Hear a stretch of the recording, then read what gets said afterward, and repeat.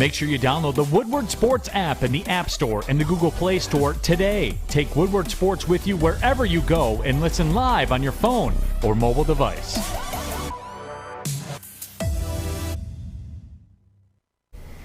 Good morning, everyone, and thanks for joining us on the Morning Woodward Show here on the Woodward Sports Network. Also featured on The Roar on 99.1, 93.5, and 94.7 HD2. Good morning, everyone. Good morning. Happy Hump Day. Happy Hump Day. Congratulations, by the way. Thank you very I think much. that's how we should start the show off, Thank right? you. Yeah. You getting married? No, Again? never. No, better Never. than that. Congratulations. Never. Oh, okay. Yeah. Let's not bring that up. I just asking a question. Yeah, no. So You can ask yesterday, all the questions you Oh, want. is it a It's boy or fine. a girl? neither. Definitely not pregnant. Well, she doesn't identify, so you don't have to worry Oh, okay. about that. There's I no don't gender. identify. What does I'm that just mean? joking. I'm just joking. So obviously yesterday, you weren't here yesterday, but we were teasing a potential announcement with Maddie. Yep. Okay. And obviously Corey Woods is leaving us. Yes, At the end of the week. This will He's be going his to be last a week. little graduate student. He will be a graduate student. And Maddie will be the Woodward Sports Network new Lions beat All reporter. right. So a round of applause, by the way. Thank you. No, she's not pregnant. Now, wait a minute. Now, I want to know who's going to have the higher pitched voice, Corey doing the stand-ups or Maddie? Definitely Corey. Yes. My voice doesn't get much higher than this anymore. Right. Yeah, but have Yeah, you I been don't think she can excited go about any higher than something? that. Huh? Have you been excited about something where your voice goes high? No, she doesn't. Corey, man, is just, he's real professional. He does his thing, but then when he gets excited, he said, man, the Lions are going to be, they're going to be good this year. I'm telling you. He just gets excited, and that's okay. Oh, God. Oh, God. We're going to miss high-pitched Corey, especially when the Lions Yes. win some games this year. We'll see. Should be fun. Maddie, you are expected to High pitch? outperform Corey. Crush. So whatever his high pitch is, we need something a little either She high won't or be able to do it. extremely deep. One of the two. It's got to be at. It's got to be at one of the extremes. All right, I'll do my best. All right. Well, Terry, good morning. Good Hope morning. you're doing well. Did you learn the most important thing from Hard Knocks last night? What was that? The most important thing was, what do you call James Bond when he takes a bath? I must have missed it. 007. That was the joke that Jamal Williams told. It was like the very, very, very end. Right. So you probably sleep by then. Oh God, that's funny though. It a is. little bit. It's a dad joke. Whatever. It was funny when he said, And then he looked in the camera like, yeah, he did this like little look. It was the whole thing. Oh God. Well, Terry, you know what? We got a lot of Hard Knocks to cover, obviously, on today's show. But I want to start with, were you encouraged by the latest episode? Obviously, episode 1, a lot of emotion attached to it, especially telling the story of the player coaches. right. You have the players getting ready, but they start episode 2 high tempo, right? They have their little introduction, and then it's 2-minute warning. Yeah, And then I it's- don't know if the word encouraged is the right way to describe my feeling. First of all, I find it very entertaining, and I see where all the motivation comes from. I mean, Duce Staley is going to instill into DeAndre Swift that you are the best running back in the NFL. You can be that. You know, every yard is yours. I like the way he motivated him. And then when they were talking in the coaches meeting, he said, I'm going to try to get DeAndre Swift to be the best he can. He says, nah, I'm going to do it. Screw trying. That's what I'm going to do. And then Swift, I suppose he made a run to the outside, and maybe if he had stopped and started and ducked inside, he could have gotten more yards. And Duce Staley said, you're settling. Yeah, you had a nice game, but you settled. Yeah, I love that motivation. I thought Duce Staley's messaging was interesting. We are going to get to it in detail at 8:30, but he sees what I think a lot of us see in DeAndre Swift. Lots of potential, home run hitter. Not settling is a conversation they're going to have, but also hitting the hole, right? Something Right. DeAndre Swift always looking to make the home run play. Sometimes you just got to hit the hole, get 3-4 yards, and move on to the next Lions play. had another running back that did that. It was Barry Sanders. He did not hit the hole. He's like, I don't think we're mad at him for that. no, we didn't. No, we're not. I'm taking this to the house every time. Oh, God. One of the things I would say that was encouraging was coaching. But it comes with, a little caveat. If I were to put Hard Knocks on 80% of the league's coaching staffs, that's kind of what it looks like. For the most part. Especially the motivational side, the coach-to-player communication. That's what it looks like. Your coach isn't sitting there just talking X's and O's with you. No. He's motivating you, of course. He's telling you what you did wrong, what you did right, how to get better, what he thinks of you, how he thinks you can be so much better, trying to make you better than what you are. That's everywhere. Football coaches are high motivators. You have to be. And I will tell a story. I was sacked in for the weekend with Eastern Michigan University football. The weekend this was about 15 years ago. They were playing Michigan, and listening to those coaches talk, I thought Eastern was going to beat Michigan. I mean, they're like, first of all, they said that Michigan players were pussies. That if you punch them in the face, they'll give up. So I'm like, damn, all right, Eastern's about to do something. And then I thought, Eastern had a shot all the way up until the two teams ran onto the field. I'm like, oh, they got no shot. And they didn't. They lost. I think they lost that game 55-0. Oh, wow.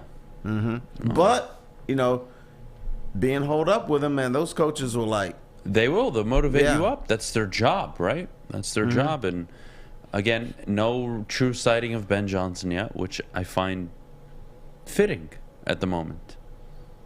Very to himself, very vocal on the field, very vocal with his offense, and I wouldn't say camera shy, but that to me is, well, first they muted out all of the play calling, which they have to do anyways, but everything he's involved in, specifically during camp, there's not much you can get from it. He is so dialed into calling the plays, reviewing the plays with the offense, going over performance. He doesn't have time to have a back and forth with Aaron Glenn. Maybe he does, and they don't show it, but that's not what an OC typically looks like. I'm just talking this. If I were the producer, here's what I would do. I would have shown, exactly what Hard Knocks did, but I would have a secondary crew filming Johnson during that first game. And maybe they did that and then save it for next week. And then you have a storyline where, Campbell took over the play calling. Now he's got a new OCs and he's doing the play. And really try to get into detail his play calls and his day. And you can do that. You got some B-roll for him, and that would be part of my segment for next week. Here's the new OC, and here's how he did. They're going to address him and introduce him eventually. I mean, I don't see how you go an entire... That's your boy, man. You probably upset. Not really. No, I think the boy is... You can admit it. No, You're upset. Terry, there are a few things. You know what? I'm glad you said that. I'm glad you said that word. So while you weren't here yesterday, Neil Rule came up to me. Oh. And pulled me Mr. aside. Snoots. Man, Mr. Suit himself pulled me aside and said, hey, he you got a actually minute? spoke to you? No, Okay. yeah, man. He said, hey, you got a minute, Adam? Okay. I said, Neil, anything for you. I got you, buddy. What's up? He's like, privately. Let's handle this privately. So you go back to his office? So I'm trying to figure out what the hell's going on. What did I do to Neil Rule? What did I do? He What pulls did me you to the do? side. Well, it gets better. You know what Neil tells me? What? He's like, the Ilitchs hate you. Quote, the exact word, hate. I can believe that. I started laughing because I don't care, but I thought it was hilarious. And then we had a conversation, and it goes back to this, what you don't like or what you hate. You know what I hate? I hate losing. Huh? If you win, you know how easy my job is, Terry? You've done this too long. I get to come up here, and we get to all have And fun. shoot We get to layups. smile, kumbaya, lay up topics, easiest show of my life. You lose, and you start the season 6 and 29. Well, excuse me. Huh. Excuse me? When the Lions started the season 0-10-1, what was I supposed to do? Sit up here like a seal? Some people we're doing did. great. We're doing great. Everything is okay. The public has the misconception that we like ripping on teams. The most fun shows, I remember when the Tigers were rolling from 2006 and through 2012 of 13, 14. Those are the most fun shows because you get to talk about something good. The fan base is all enthused. It would be fun to do a fall where the Lions have a winning record, advance to the playoffs. I think even more than the regular season, I like when teams are advancing through the playoffs. Those are the most fun shows because then I'm not a big advocate of breaking down games because I think it's boring and you lose people. But you can do that during the playoffs. You can do anything during the playoffs. I think you can get away with almost murder during the season. I mean, it is... The NFL is the ultimate currency in America. It just is. Right. Everybody loves it. Everybody. But, when Neil told me that, obviously I laughed. But then, PTSD started kicking in. I'm like, oh my God, this reminds me of the Lions. You are running a multi-million-dollar organization. You just got rid of your GM. Mm-hmm. Your team sucks. Kerry Carpenter is on pace to have more home runs than Javi Baez this season at the rate he's going. Now, is Kerry Carpenter the home run leader for the Tigers? Almost. He's almost there with already 2. All right. And you care. And I love you, Terry. But you give a damn what Terry and I say about your baseball team? How about you put out a good product? How about you stop wasting our time? Mm-hmm.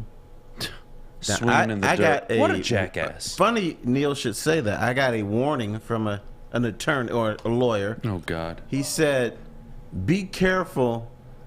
He told me to chill out with the Ilitchs. Like you or people you associate with? Me. He said they're vindictive. Because I had a smart-ass tweet. I forget what it was because I just go on Twitter and just do Troll stuff. people, how do you not? Right. But anyway, he warned me that they're vindictive and to be careful. So maybe I should just stay the hell away from you, too.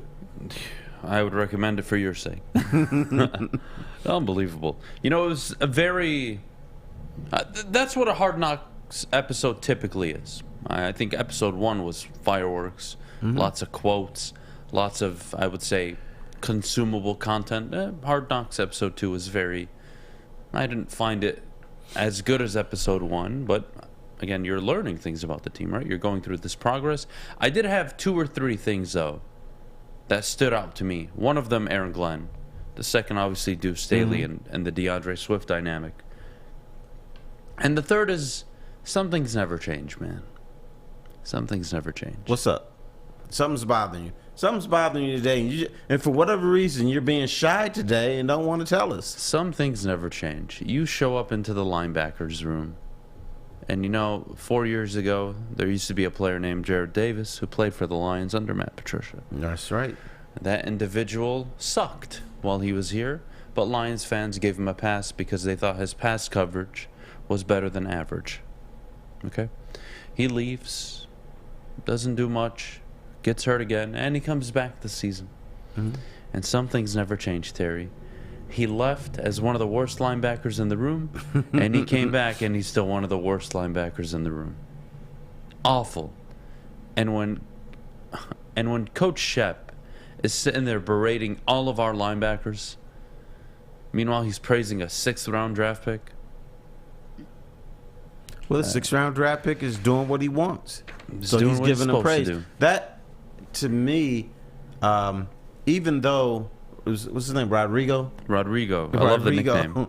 You got his name right. But anyway, even though Rodrigo is doing the right things, when he's praised like that by his linebacker coach, you know what the other linebackers are doing? They're like, this little young MF. How about they should do a man, I suck. They got to get better. Maybe they should do it. All right, well, speaking of that linebacker and Rodrigo, when we get back, we're going to figure out what the hell is actually going on with this kid. How good is he? How good can he be? Is he going to be the starting linebacker alongside Alex Anzalone to start the season? Our takeaways from the second episode of Hard Knocks with Malcolm Rodriguez, of course. But before we do, Maddie, our good friends over at Big Boy. Yes, ciabattas, summer salads, hand-dipped shakes, all at Big Boy. Try a chicken club, chicken cordon bleu, or a sunrise ham and cheddar, all on their grilled ciabatta bread. Don't forget their salads, or forget to cool off with a nice hand-dipped cookies and cream or strawberry shake. You heard it here first. Summer's just got better at Big Boy. Fellas, let's be honest. We like things to be easy. We like simple stuff, like sports 7 days a week. We like things uncomplicated, like Lady Jane's Haircuts for Men. Open 10 to 8, 7 days a week. Walk in anytime. Sign in, sit down, watch your favorite team play, and before you know it, your hair will be game ready. Open 10 to 8, 7 days a week. Walk in anytime. Lady Jane's Haircuts for Men. It's wicked awesome. Life is full of hard choices. We're here to make one of life's biggest decisions as simple as possible. My name is Christina Gennari, and for over 20 years, I've helped hundreds of families buy and sell homes. We cover all of Metro Detroit and more, from large luxury homes to starter homes. We will work hard to make sure that you get the home of your dreams. So if you're in the market today or even thinking about buying or selling in the future, make the obvious choice. Christina Gennari, the obvious choice in real estate.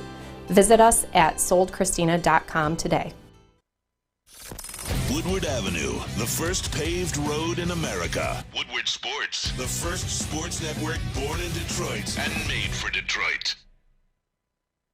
Welcome back. Thanks for joining us on the Morning Woodward Show here on the Woodward Sports Network.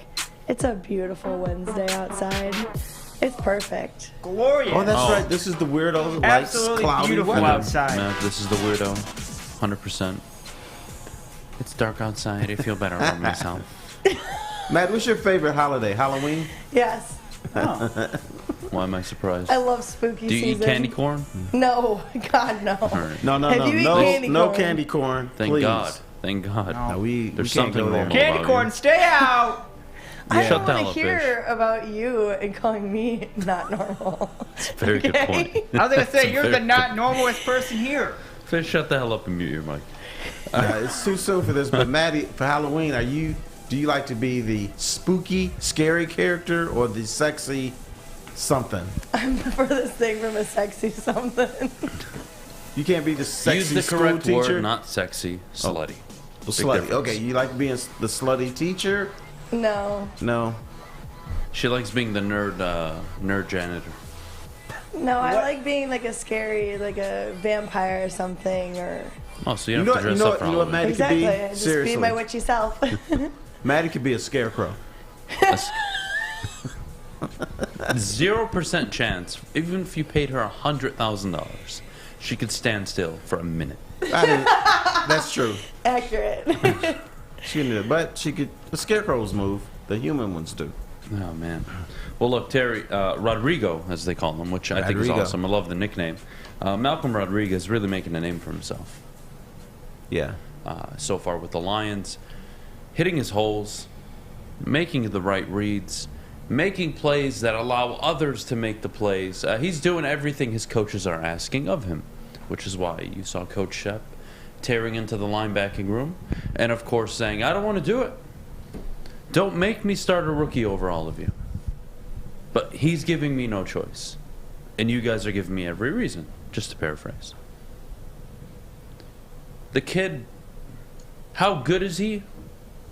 I think it's being quite exaggerated, not in a bad way, but just exaggerated a bit because how bad your linebacking core is. And I'm very open to the idea of him starting at this point. I see him hitting the gaps. I see him hitting the holes.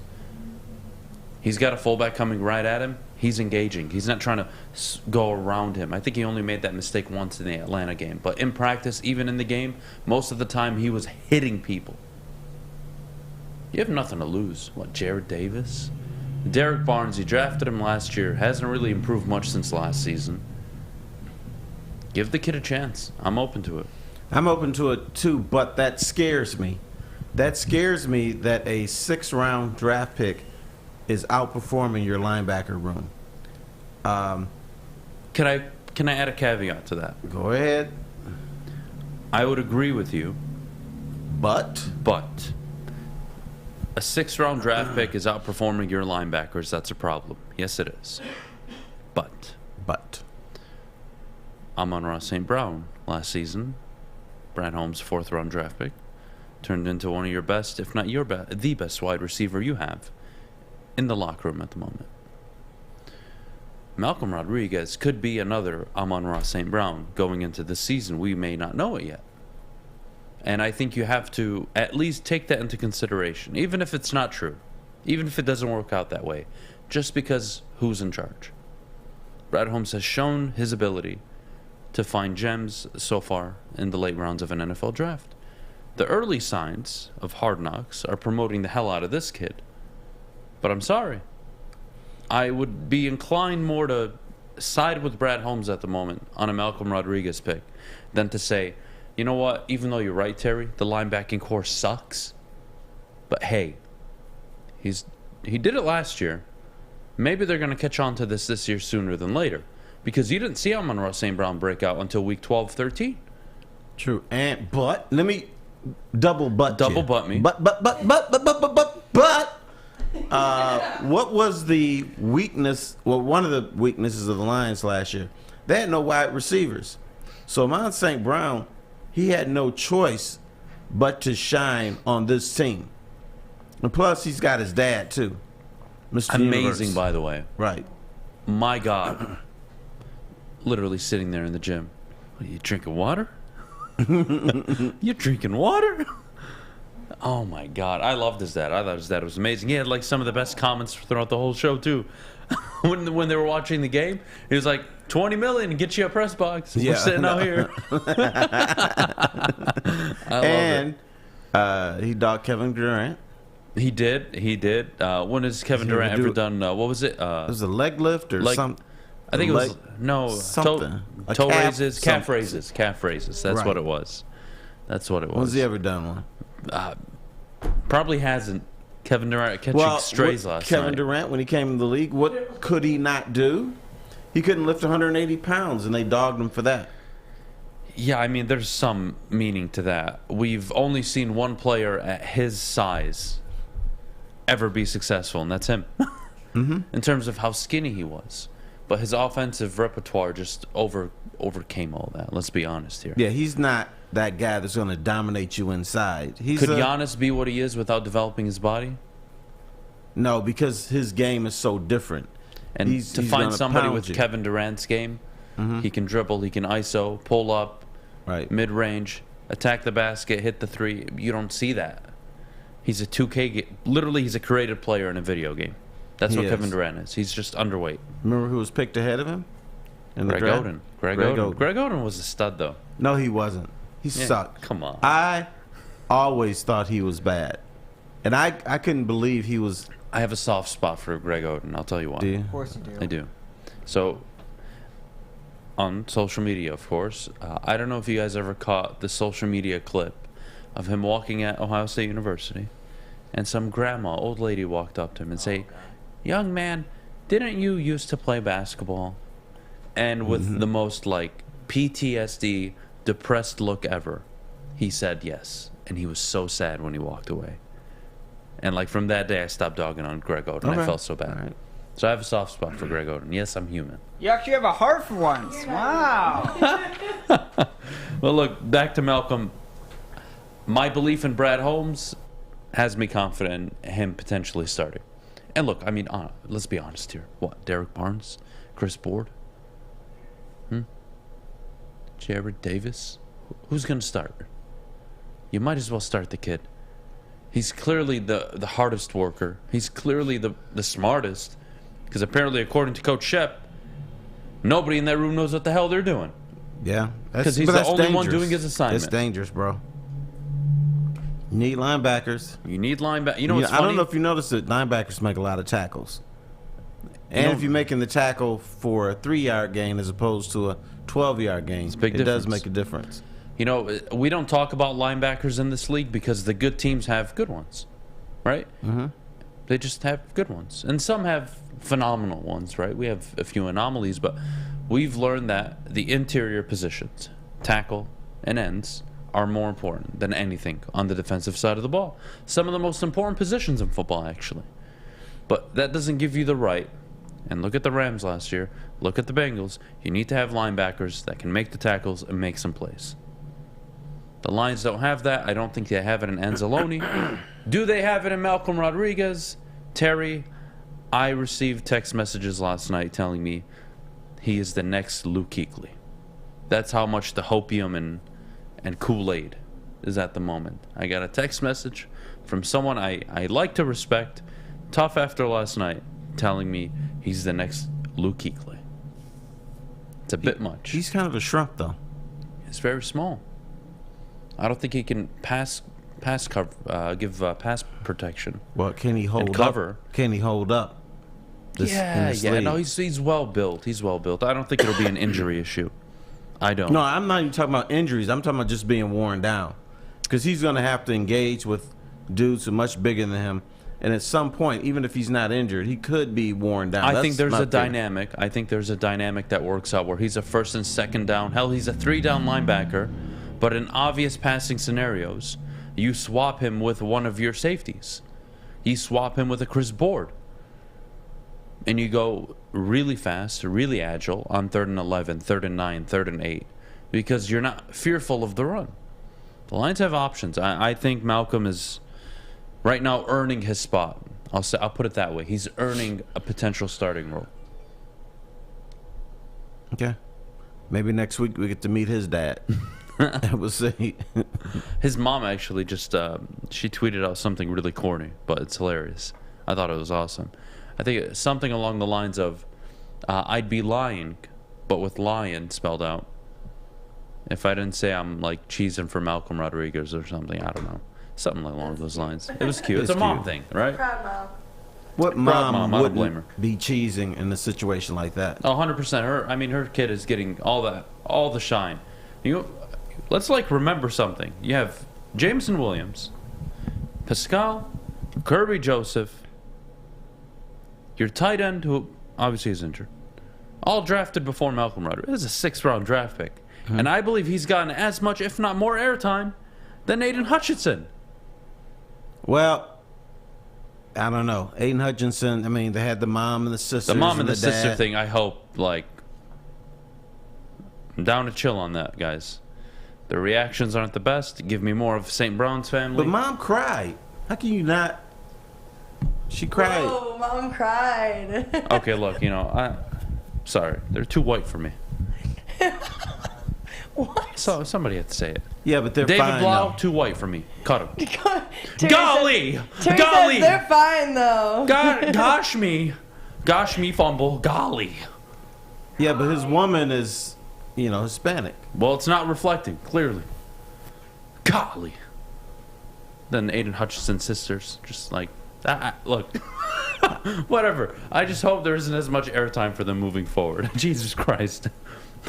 Give me more of the St. Brown family. Give me more of the Rodriguez family. Sorry, my preference. You don't like it? Kiss my ass. I think you're going to be rolled out on this one. I don't care. It may not be. I mean, there's so much to like that. I'm There's sorry. probably a bunch of people who agree with him. Look, you watched the Falcon game, right? They put a lot of emphasis on the family. That's cool. For son's first game, I'm all for it. All for it. But the amount of time they put is ridiculous, especially in a viewing that's only, 45, 47 minutes long? Come on. Yeah, they sliced 10 minutes from the Lions. I swear the Hard Knocks previously were 55 minutes or 50 minutes. The Lions are 43, 45 minutes. And you know what we get to see after the Lions? Sumo wrestling. Oh, yeah. I'm just saying, I've had enough of white people on the show. I love Aidan. By the way, tossed a dude in the Atlanta game. Get the F off me. Love it. Oh, yeah. We'll get to Aidan Hutchinson. Was that too white for you? No, that's all good, man. That's you don't want to see more of that? No, I want more of that. All right. I just don't want the family. What? You're looking at me like I'm saying they're awful people or something. I'm not looking at you in any type All of way. I know is Mama's fine and Careful what you say. They're young. sisters are fine too. Well, that I one don't- is that's Miss fine. America, They're all Miss good Michigan looking. or Good for something. them. They're good looking family. Very Good-looking smart. kids. Very educated. Congratulations. Please don't put them for more than a minute on the screen. That's all. That's all I ask. It was very cringy. My takeaway. You don't have to agree. If you loved it and you were stroking, go for it. I don't care. I thought it was really cringy. Jesus. When we get back, Why are you Duce talking Staley. like you're being attacked right now? I'm not. Well, the way you're looking at me is quite something. Like, I'm just looking at you. how dare you, Adam? I don't look say like it. that Don't ever. say it, Adam. This is exactly how you're staring at me. Don't Adam. Don't do it. No, I'm just waiting for you to stop. I'm like, okay, are you done yet? You All waiting right. for that big mistake. Can DeAndre Swift be the best running back in the NFL? We'll get to that in just a moment. But before we do, Maddie, our good friends over at the Academy of Warren. Yes, it is just about time to go back to school, and if you're still looking for somewhere to enroll your child, look no further than the Academy of Warren. They've got small classroom sizes, a futuristic media center, free breakfast and lunch, and let's not forget about the brand new state-of-the-art Sports Zone Fieldhouse that has a regulation-sized basketball court, volleyball court, and a soccer field. So enroll today at academyofwarren.net. It took exploring 50 different formulas and hosting countless taste tests, but we believe Gypsy Vodka is the smoothest vodka on the market. Don't believe us? Ask the owners. We're Mike and Adam Kazanowski with High Five Spirits Distillery. We're in close to about 1,200 locations throughout Michigan. We wanted to create a brand that was geared more towards freedom, love, adventure, and at the end of the day, we really wanted to tell a story that inspired other people to take risks, follow their dreams, whatever that might be. New to the game or a season better? OddsTrader.com has everything you need to make the right bet ahead of kickoff. Begin your handicapping journey with OddsTrader. Improve your edge by finding the best price on every game from sportsbooks in your backyard. Take advantage of the numerous sign-up bonus offers to pad your bankroll. Dive into key game statistics, player performance, and even account for the projected game day weather. Best of all, you can use the OddsTrader bet tracker to keep a log of your action. Welcome to OddsTrader, and best of luck. You have an opinion? Make sure it's seen and heard. Corner, jumper. Tweet us, hop on the YouTube chat, slide in the DMS at Woodward Sports on all social media. Welcome back. Thanks for joining us on the Morning Woodward Show here on the Woodward Sports Network. I don't even... What are you clapping at? Oh my God! Look at his little butt. Mom, do you see him? Why on did the that bother field? you so much? It bothered the hell out of me. Haven't you? You watched him play at the University of Michigan in the Big House. You watched him play in some of the biggest games Michigan has had Maybe over the they last didn't watch 25 him years. play. Maybe they didn't. No, they did. Or maybe they haven't been clearly paying did because they made a attention for the comment. last- They made a comment that was, "Oh man, watching here is totally different than the Big House." So, okay. Like, a little bit of act like you've been there before. It's his first game. It was amazing. Well, they But haven't been there. Look at his little tushy. Oh my God. I can't believe that made it through. Like, Hard Knocks, that's my only complaint. The fact that you allowed that crap to You get know through. what? I just don't get it. That's the way that women react sometimes. White women. It's women. Yeah, but when you're looking at a person like Adam, who we all know who Adam is, all he cares Give me about more is, of the same Brown family. That's all I'm asking for. All he cares about is football, and he doesn't want to see any of the fluff. No, I don't mind seeing the first tackle, Well, you obviously the tackle do. for loss. Like, oh my God, that's my son. Like oh my one God. reaction. Now, move on. Like the mom's reaction, that was really good. That's all I needed to see. I didn't need to see the sisters like, oh, wow. You do realize it's a That's different. documentary, Oh my, right? look at his little butt. You realize it's a documentary. It's not a football game. Fish, shut the fuck up. Mute your mic. He's back. He's back. He was so nice yesterday, and Who knew Aidan Hutchinson's sisters would be the ones to sit no, on Adam today? now wait a minute. Are we gonna go see the Rats play today? What time is the game? 6:15. 6:15. Now, What day is is your it? wife gonna be there? Wednesday? Nah, I can invite her. Now, are you gonna wear little tight baseball pants? Yeah, I'm you would not. make comments about your butt. You Now, can what record if it. she says, "Oh, there's Adam. Look at his little booty. Thankfully, I didn't marry. Thankfully, I didn't marry a white girl. I love a man's booty." Oh God. No, I would send her home if she ever said that. You wouldn't even know. Right, because Adam, he'll go up to the plate. He won't notice anything. He'll be like, right here, hit baseball, hit baseball. You wear those gardening You can gloves? talk directly to Adam, and 5 minutes later he'll be like, "Oh, I didn't know you said anything to me." Oh, yeah. Oh, he knows. Mr. Westball knows. I thought we were. Yeah, Adam, we told you to break 20 times, and you're like, "You never told me that." Oh, Next time, God. tell me to break. All right. Well, look, I thought probably the best interaction between a player and coach yesterday was Duce, Staley, and Swift. DeAndre Swift is special, man. He has it. I think we can all agree on that. He does have it, but Terry, did you have an issue with the way Duce was coaching him? And not necessarily showing him the holes he missed or motivating to be disciplined. I loved that he was telling him, be disciplined, hit the hole, be patient, it's going to come, the home run's going to come. I loved all that. But did you take issue with him in the film room saying, why are you going out? Why are you hitting the sideline? Why are you making it easy for the other team to tackle you? Be greedy for every yard. Do you think that's not the right mindset to have with a running back like a DeAndre Swift? Or, no, you got to toughen him up. You got to get him to be more aggressive. You got to toughen him up. Now, here's the thing that Duce Staley said before that. I'm going to try to make him think he's the best running back in the NFL. And he said, no. I'm going to do this. I'm not try, but, you know, as a coach, you have to be who you are. Now, Duce Staley starts coaching him a different way and is Mr. Pity Pat, then DeAndre Swift is going to know he's not being sincere. But if you're going to motivate somebody in professional sports to be the best that they can be, you can't be Mr. Paddlefoot. You got to stick your foot up their ass sometimes. I didn't have an issue with it. I do agree. I think that's the way you need to be coached. And look, let's be honest here. You don't coach somebody softly and expect them to get better. I mean, there are some cases, but the reality is everybody wants to be coached hard. Everybody, including DeAndre Swift. And Swift comes off, to me, just from the Hard Knocks episodes, I wouldn't say timid, but reserved. I would say reserved. He's not as boisterous as Jamal Williams or outgoing. Yeah, we haven't seen him break the team down yet. No, and I don't think we need to. But he's a guy that I think is very reserved, who doesn't quite understand his potential yet. Obviously, he's working his butt off. There's nobody in that team as talented as DeAndre Swift on the offensive side of the ball. Nobody is talented, especially at skill positions. So if Duce is correct, and if Duce is able to accomplish his goal, which is to make DeAndre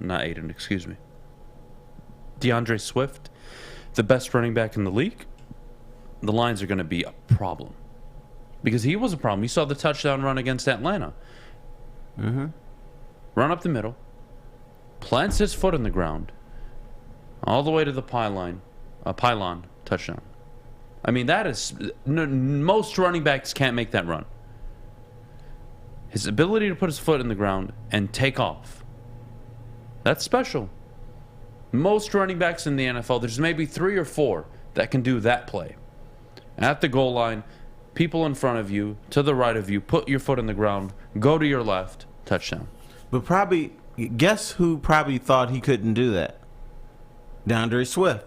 So what Duce Staley's trying to get out of him is, yeah, you can, bro. You can do this. And you're going to do this. I am reading a biography right now, or an autobiography right now, on Grant Hill. Guess who thought he wasn't good enough to play at Duke? Grant Hill? Grant Hill. Guess who didn't think he was good enough to play in the NBA? Grant Hill. Guess at some point who thought he wasn't good enough to play varsity high school? Grant Hill. But at times it seemed that Mike Krzyzewski had to get in his ass. Said, yeah, you can do this. Other people convinced him that he was good enough to play at Duke. He was good enough to play in the NBA. He was good enough to, make his high school varsity team. But sometimes guys have talent and they say, hey, I can do this, but they don't really believe it. And sometimes the coach isn't teaching him how to do it. Coach is teaching him, yeah, bro, you can do this. And not only can you do it, but you're going to do it. And that's something this team has been missing for years. That's just the reality. Let's be honest. Matt Patricia, Bob Quinn, together, single-handedly put this team in the gutter. They just did. The culture was awful, building toxic. Player dynamics, not all that great. You have a staff that is looking to do something. And, that's actually exactly where we're going at the moment, which is Aaron Glenn. Aaron Glenn yesterday stood up in front of the team and gave a message I've been waiting to hear. Whether it was from Campbell, Brad Holmes, Sheila, it didn't matter.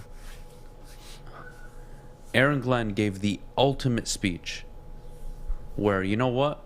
I'll sign my name to this Detroit Lions team and say, this team, more than any other team, has actual potential to be something. I'm not talking about a 9-8 season in the next year or two. I'm not talking maybe win 10 games and finish in second. I'm talking they have the possibility, the opportunity to win a division title, to win a playoff game, to be something more than just a fly on the wall that got lucky one year, won 10 games, and they go back to being nothing again. The coaching dynamic they have, very interesting to me. Very interesting to me. So we'll get to that in just a minute. Before we do Terry, you know, DeAndre Swift and Amon-Ra St. Brown, what do they have in common? Their fathers, bodybuilders. Mm-hmm. Insane physique. And if you want to put together a body like that, well, you got to go to Planet Fitness. So, ladies and gentlemen, Planet Fitness open all day long, 24/7 in most locations. Make sure you get to a Planet Fitness near you, of course. $0 down, $10 a month to get started. Visit them at planetfitness.com or one of their many Metro Detroit locations. Planet Fitness is the official studio sponsor of the Woodward Sports Network, and we will see you in just a bit. At work and at home, we're there with smarter security solutions. Featuring complete automation with customized alerts and more. For over 90 years, we've been the company that's been counted on to protect what matters most, all with personalized service and care. Right now, for a limited time, receive a free video device plus free installation with a new home system. Guardian Alarm. We protect Michigan. When you need apparel, there's only one place to go. Big Frog in Novi. With no setup fees, no artwork fees, no minimum, and a 24-hour turnaround, you can have your whole team outfitted in no time. Embroidery, direct-to-garment, vinyl, and screen printing, Big Frog has it all in all the styles you want. So whether it's a sports team, fundraiser, school event, or corporate needs, Big Frog is your one-stop destination. Visit bigfrog.com/Novi or call 844-4-BIG-FROG. For Detroit, by Detroiters. Welcome to the Woodward Sports Network. When it comes time to getting your project completed on budget and on schedule, uptime matters. That's why Alta Equipment has partnered with the biggest names in construction. So if you've got a big project coming up, look no further than Alta Rents. Give them a call today at 844-GO-TO-ALTA. That's 844-GO-TO-ALTA. Alta Equipment, where uptime matters. Just like flannel yesterday, Maddie knows a thing or two about uptime, and here we are on the Morning Woodward Show. Oh, God, I got to have fun with you before you leave. You'll never be here again. You'll never be here for quite a while. It's going to be a few months. You're going to be busy as hell, Maddie. Terry, Aaron Glenn, whether you want to call it sipping the Kool-Aid or whatever you want. For me, it's just sipping a whole 6-pack of Kool-Aid back here. Yeah, I'll bring it out. I found this on my desk from yesterday. I guess they didn't drink it, so I'm going to be hammering these down after the show. How do you not? What the hell is that? Kool-Aid. It's Kool-Aid. That's not Kool-Aid. Is it? Yes, You want to it see is. the box? Here's the box. It Oh, is it is. Kool-Aid. That's Kool-Aid. See, I'm used to Kool-Aid being a little packet. The little sugar packets. It's a little sugar. You, Oh, you well, pour yeah. it in water and you stir it. With I've 4 never cups seen. of sugar, and it's like absolutely terrible for you, but yes. Well, this is like the proper But it's good. Kool-Aid. The What kind branded of Kool-Aid is that? It's Grape blue- Kool-Aid's my favorite. Oh. This So is good. the berry blue, blueberry, berry blue. And Fish, do me a favor.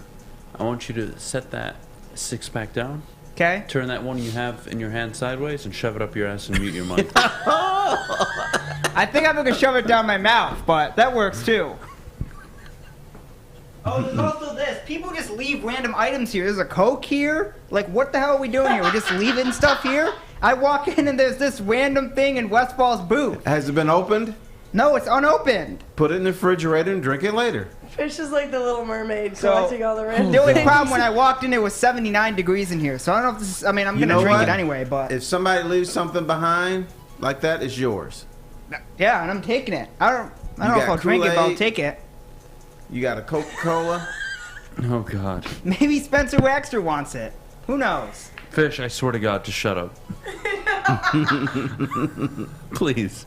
He's adorable, though. He is. What are you going to do? Terry, Aaron Glenn, for me, gave me confirmation to everything we had been talking about for months now regarding Brad Holmes, the new culture, the coaching staff. He stood up there in front of his team, and he talked about winning and how important winning was, and he brought up a few players and their time at the collegiate level. When I asked Brockers, hey, the year you went to the Natty, how many games did you lose? One, coach. Okay. Going into every game, you knew you could win. Right. No, you knew you were going to win. Well, that's when Brockers corrected him and said, no, we knew we were going to win. Mm-hmm. And to Aaron Glenn's point, he said, exactly. A lot of what we're building here is nice. We're all doing the good work. We're all communicating. Everything is going well. But at the end of the day, which is something I've harped on for months now, at the end of the day, you have to go out and win.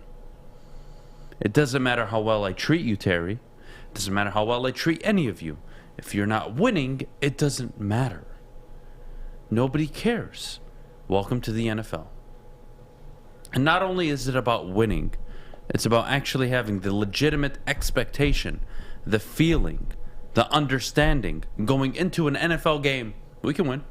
And not only can we win, we're going to win this game. This is our game to lose. The only way we lose today is if we don't show up. The Lions not only aren't there right now, but they're working towards it, to be fair. But they have never been that, I could argue, in franchise history, ever. A team that walked in every Sunday, we can win. The fans, different conversation. The fans are always going to say they can win every Sunday. Mm-hmm. How they did a poll on Big D Energy the other day, game by game. You know what this Lions schedule was? Or excuse me, the Lions record was at the end of the year, according to the fans? 10-7? 15-2. Okay.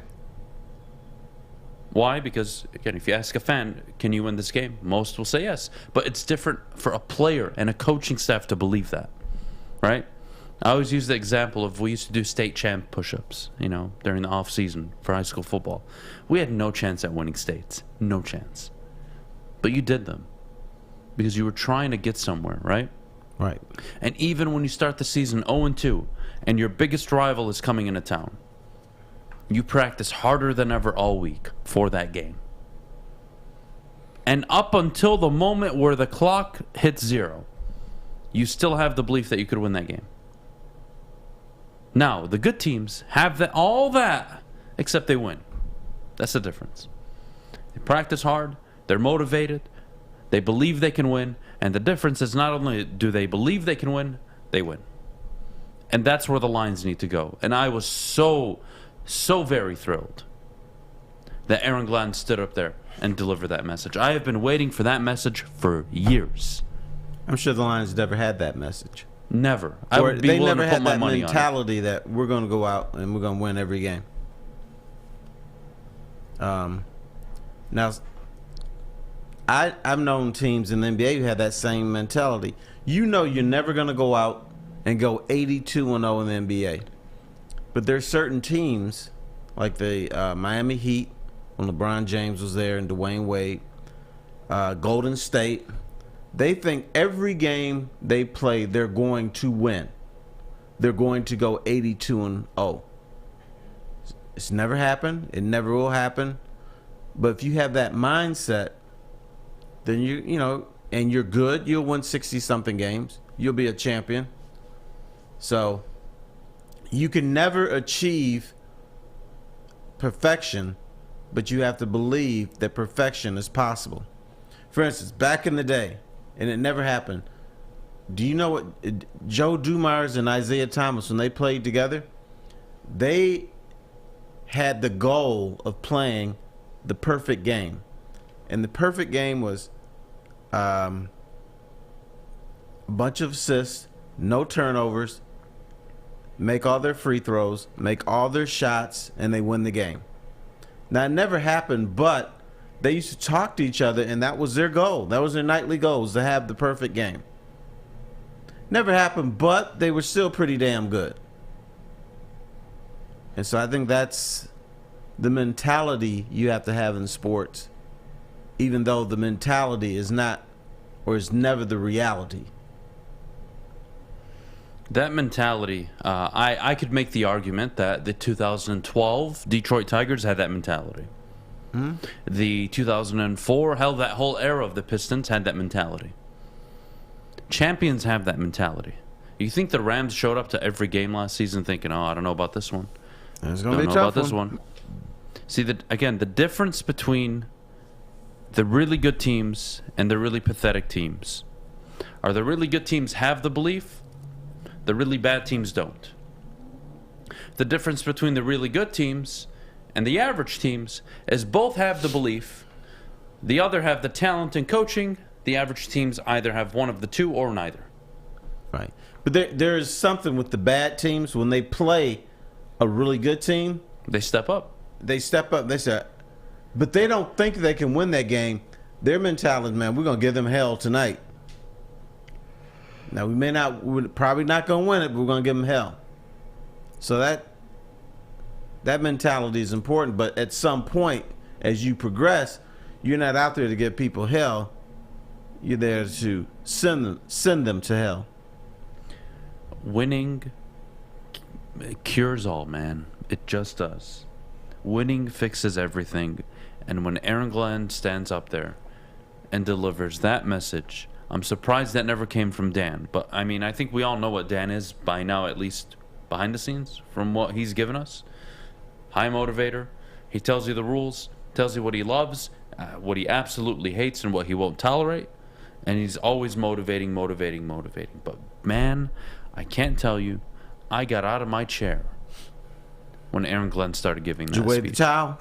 No, it wasn't even from a support standpoint. It was thank you. Finally, somebody mentioned, I mean, this is one of your biggest pet peeves, Terry. When coaches are introduced into town, what's your biggest pet peeve about them? They don't talk about winning championships. That's one of my biggest ones. They don't talk about winning. They talk about, we can compete. And we can win some games. And when Aaron Glenn stands up there and tells you, we gotta take this like evolution here. This can't be the Lions where, all right, let's go see how we do and see how it works. Well, maybe today's our day. No. Every day is your day. You should be expected to perform, expected to win. That's where they need to get. And the fact that somebody finally acknowledged it, thank goodness. I've shared a lot of optimism with this team, right? Going into the season. You have. Obviously a big fan of Brad Holmes. This is the ultimate seal of approval for me. The ultimate one.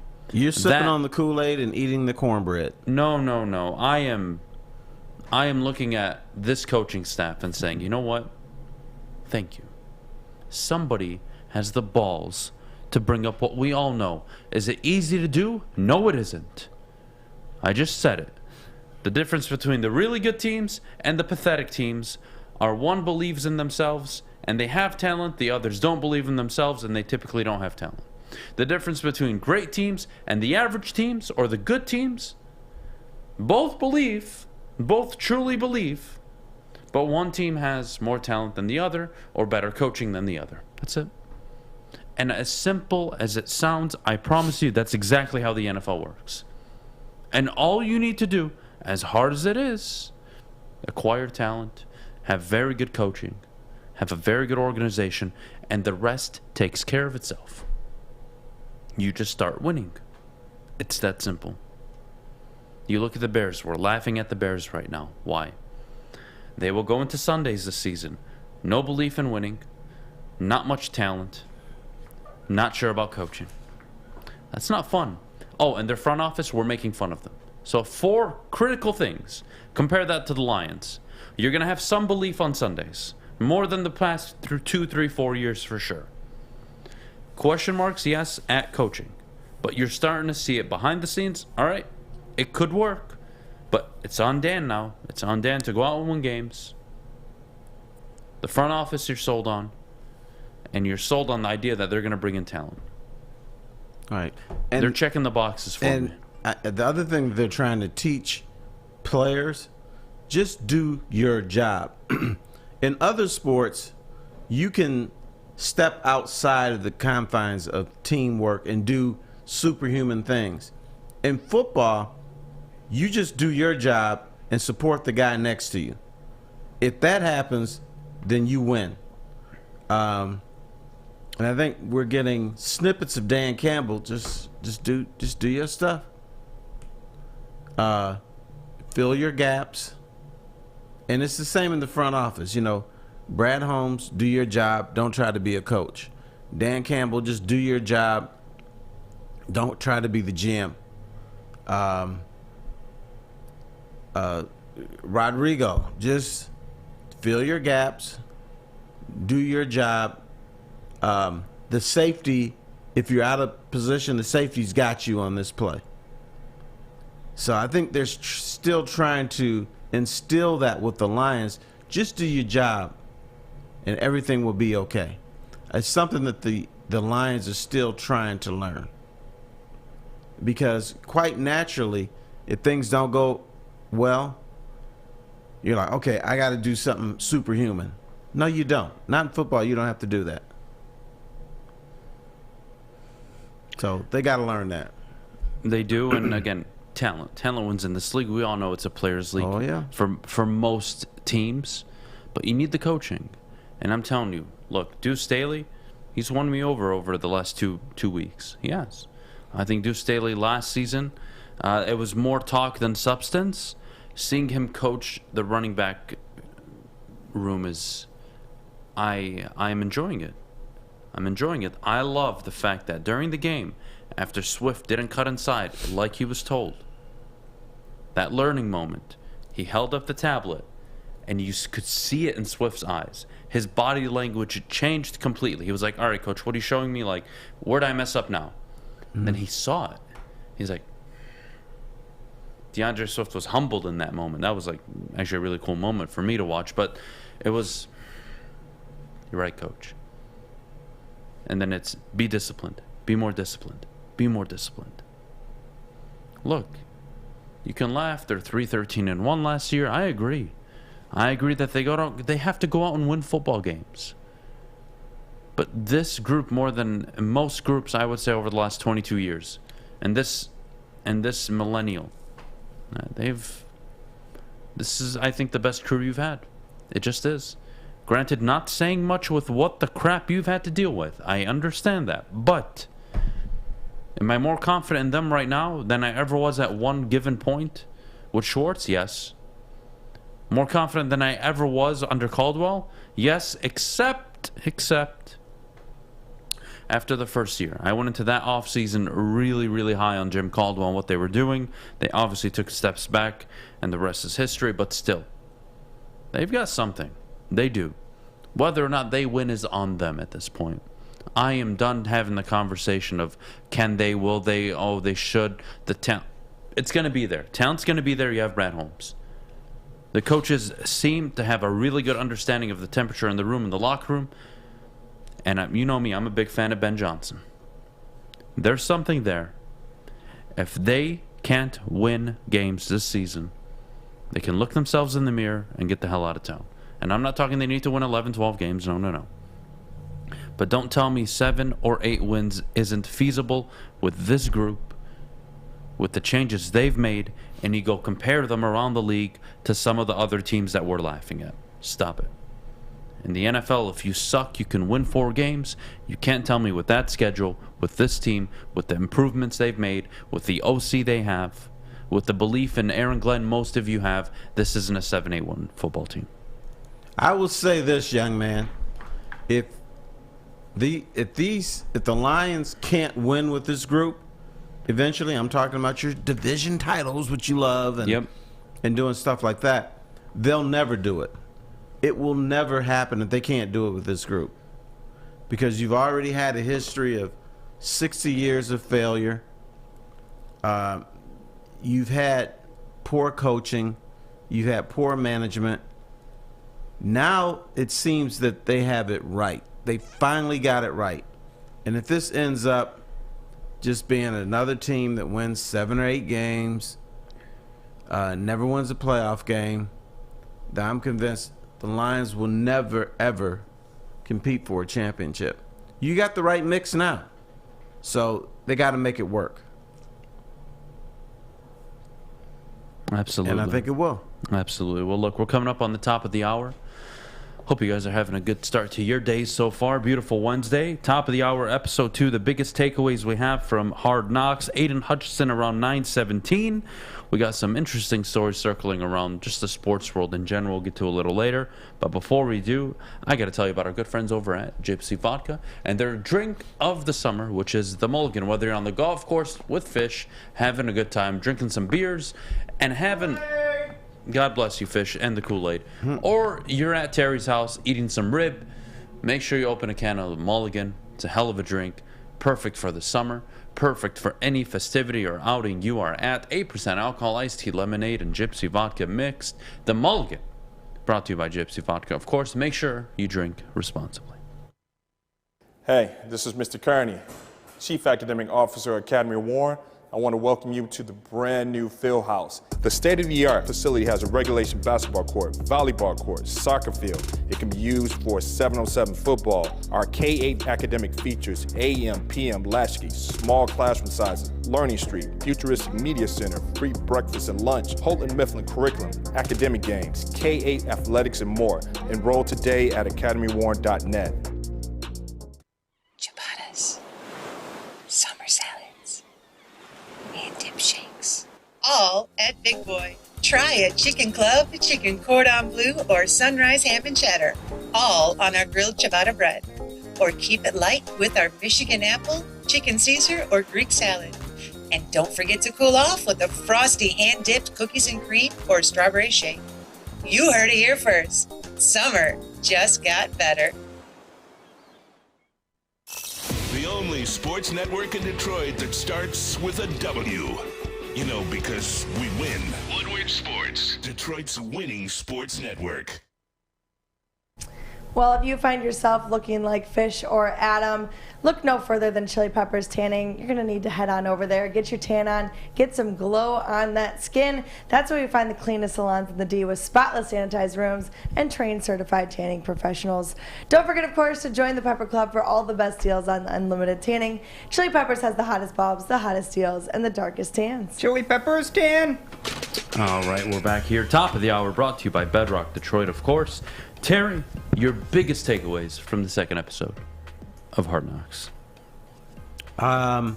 My biggest, the one I enjoyed most, is I have to eliminate all the white people. So let me see. Hey, I'd support it. My goodness. I'm running for president on that alone. We're going to step up. Amon St. Brown's dad. That was impactful for me. Because, he's Mr., former Mr. Universe. He's got his sons in there working hard. And he was like, he owns that. Notice they're not talking. He's got 2 NFL players under his thumb, and they're not talking. They're just working.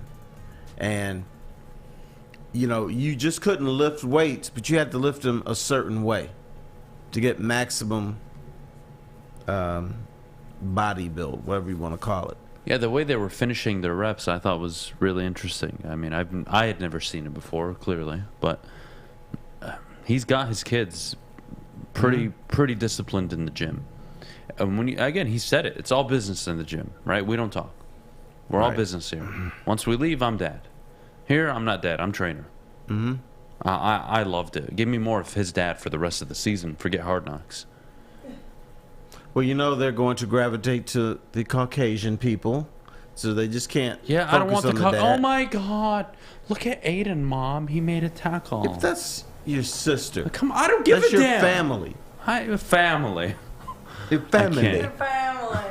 I can't. That was just Sorry, I thought it was cringy. I didn't like it. I thought it didn't fit the energy that was part of that aspect of the show, right? You had the preseason game.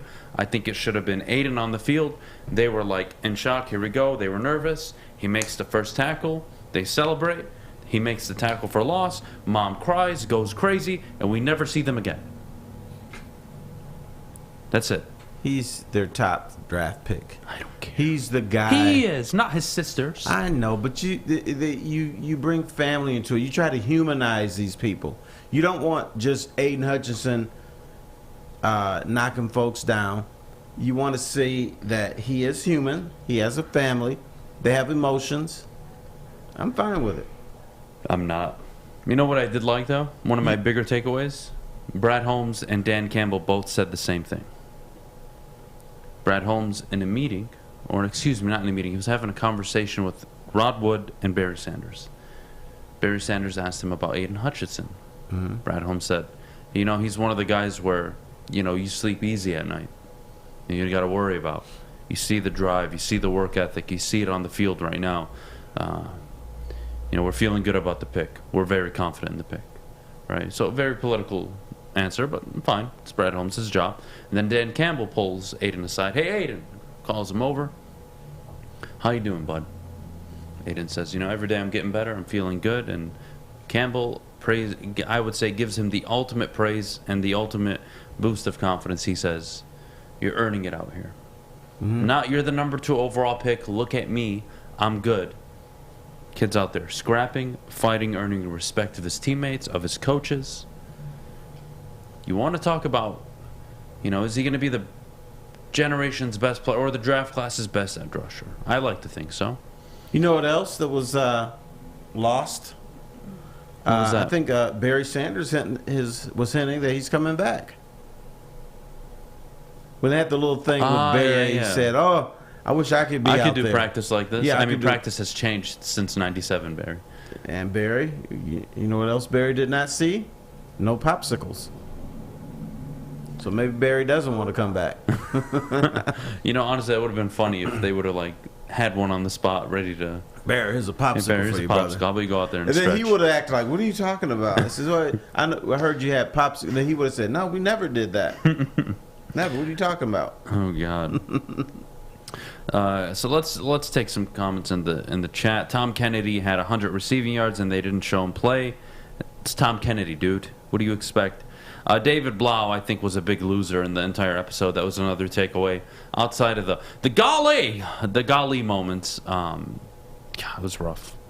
The botch snap, that you didn't like him, training his woman. Okay, I'm sorry. I'm gonna say it. You guys don't like it. You don't like me. Cancel me. I don't give a fuck. I'm so done with this. What the hell is David Blau gonna tell his Olympic running wife how to train? Huh? That's like me. Huh? Let's say I'm dating an Olympic swimmer, and I'm sitting there on the pool. Come on, honey, keep going. A little harder. You got to do this more. Well, it's what the fuck? Hello, honey. It's encouragement. Encouragement. Just like at your big game tonight when Rebecca shows up.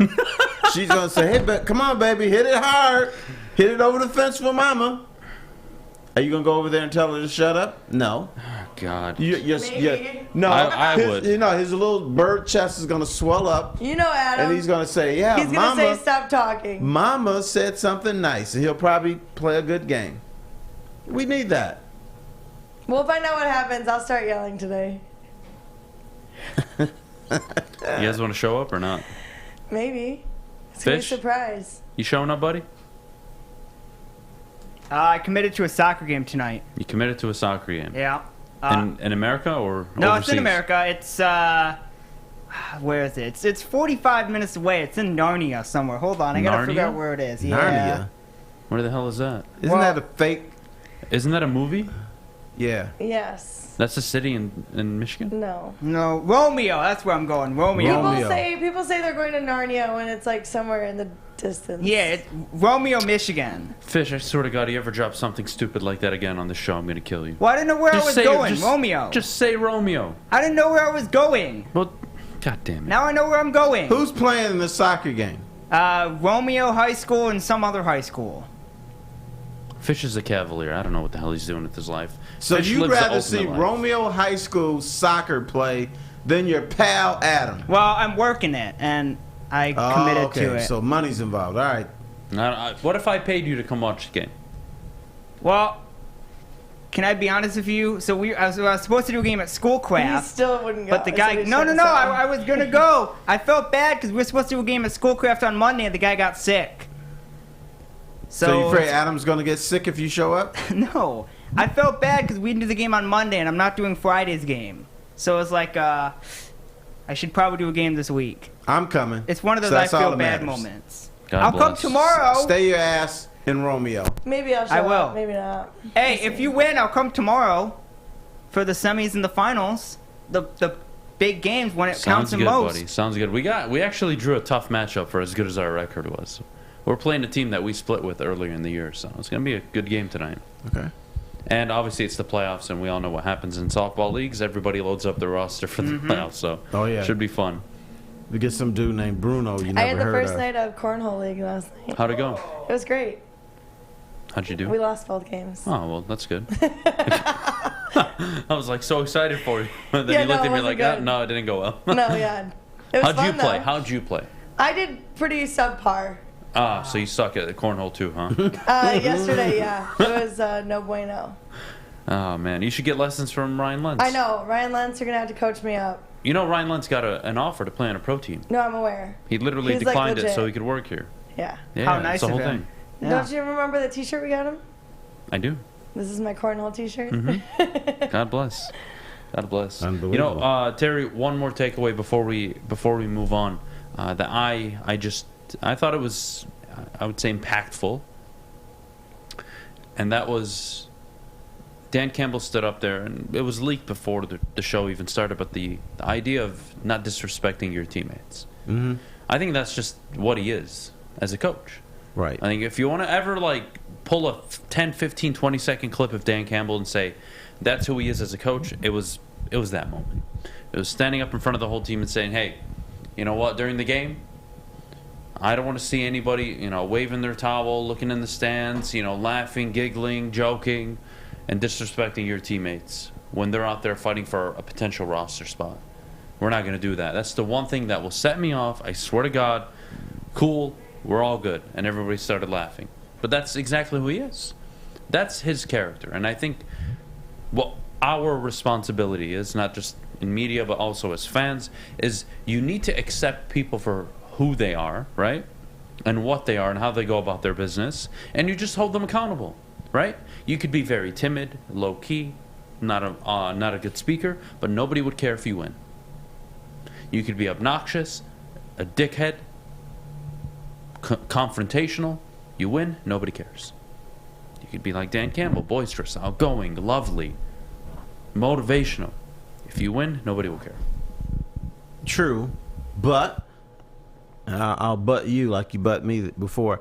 I like the fact that he's telling them to respect roster spot number 75, 78, 74, whatever, knowing those guys are not going to be on that roster when it's time to play real football. Dan Campbell is saying guy number 80 right now is your teammate. Guy number 90 is your teammate. So you support him until he gets cut. So I like that about him. Absolutely. And that will carry over in the regular season. When, if they're, let's say they're up 3 touchdowns, which and the never second, happens. third stringers that get to play, Right. everyone's going to be engaged on the sidelines. Right. Don't be looking at the scoreboard. Don't be showboating. Be engaged in this game. Because the coaches are going to be. You know what's funny? We asked the question yesterday. I believe it was Monday, actually. What was the bigger takeaway at the backup quarterback position? Was it, who were you more confident in? Tim Boyle? David Blah? God. I said Tim Boyle on Monday, but Terry. Golly. I don't know, man. I can't get that out of my head. Golly is really messing with you. Yeah, it's really ticking me off. Jared Goff handled himself like a pro on the sideline. Nothing you can do. Let it go. Move on. Next play. That's my quarterback. And he talked to David Blau after his mistake. Yep. Encouraged him. Well, look, I'll tell you a guy who probably doesn't need encouraging, and that's Aidan Hutchinson. The guy just did not disappoint in the opener. He hasn't disappointed so far on Hard Knocks. The reports coming out of camp are he hasn't disappointed on the field, off the practice field, in the film room, as a leader. He's hit and checked all the boxes so far. And my question to you guys is, do you have any questions for Aidan Hutchinson? Outside of what he does in the regular season, how confident and how sure are you of this pick? We'll get to that and more, of course, and Brad Holmes at around 9:29. But before we do, Maddie, our good friends over at the Sports Marketing Agency. Yes, the Sports Marketing Agency helps spread awareness about mental health and substance abuse. Their new podcast, This is the F Word, focuses on fentanyl and other addictions. Go to thesportsma.com if you are struggling or know someone who is, and let them know that Woodward Sports sent you. Hi, my diamonds. It's Crystal with an X. You want to get hot and perfect like me? Here's my super easy routine. Drink at least a gallon of water before you wake up. Attach a weight to everything in your house. Hello? Sell your car and just sprint everywhere. Scream when you exhale. Don't follow Crystal with an X. Do your own thing at Planet Fitness with tons of equipment and free fitness training in our clean and spacious clubs. Join now for just $10 a month and cancel anytime. Detroit's downtown summer playground is back. Open all summer long, the Monroe Street Midway. Enjoy roller skating, free Wi-Fi, food trucks, art installations, and so much more. Don't forget to take advantage of the basketball court, putt-putt, and, of course, family programming all summer long. All art installations are done by Detroit artists, and it's a fun, safe event from people 1 to 100. Go to deckedoutdetroit.com. Get a shot up. This is for the win. All of Detroit's sports teams live on Woodward. All of Detroit's sports coverage lives on Woodward Sports. Driving the best in Detroit sports coverage. If you are looking for something fun to do this week or this weekend, look no further than the Foaling Warehouse in Hamtramck. That is home of the original football bowling pin game called Foaling. They've got two ways to play, $12 open unlimited play, or you can reserve a private lane for just $120. Don't forget, of course, they've got a $2 mystery beer machine as well as multiple full bars. So check it out at thefoalingwarehouse.com. All right, we're back here on the Morning Woodward Show. Madeline Miller, Terry Foster, myself, Fish, and Alex Westfall this morning. Thank you guys for all joining us. Terry, You're so Aidan, welcome. Hutchinson. Thank you, Maddie. Hutchinson is not disappointed. He is not. Coming out, the conversations were his T-Rex arms. You know, we associate the same thing with all the white people that get drafted at that position. High motor, high character, work ethic. Smart, white. Checking all those boxes. But boy, he's checking other boxes too, Terry. I mean, he's fitting. I would say he's playing the role you would expect so far of a number 2 overall pick. It's so early. He hasn't played an NFL snap yet in the regular season. I know. But Terry, I think Brad Holmes basically summed up how I feel about this. I look at Aidan Hutchinson. I put him to the side. I just closed my eyes and I said, cool. I don't have to worry about this pick working or not. I really don't. Barring catastrophic injuries, and that's leading him to bust, the guy's going to produce in the NFL. He's going to work hard. He's going to stay in shape. He's going to make sure he is the best he can be. I have no doubts it's going to work. Agreed. But it seems like I was going through some thumbnails. It seems like all the defensive players that were picked high, the teams are happy with them. So Thibodeau, Trayvon Hutchinson, Trayvon Walker, Jordan Davis, they're happy with. So everybody's happy with their pick. Except the Baltimore Ravens with Kyle Hamilton. So you guys can suck on these two, actually. Yeah, Kyle Hamilton is struggling now, but I know, I'm still just saying. early. I'm just saying. Should have taken him number 2 overall, right, Terry? Either Imagine being Malik that Willis. ignorant where you say, in a fully loaded draft class,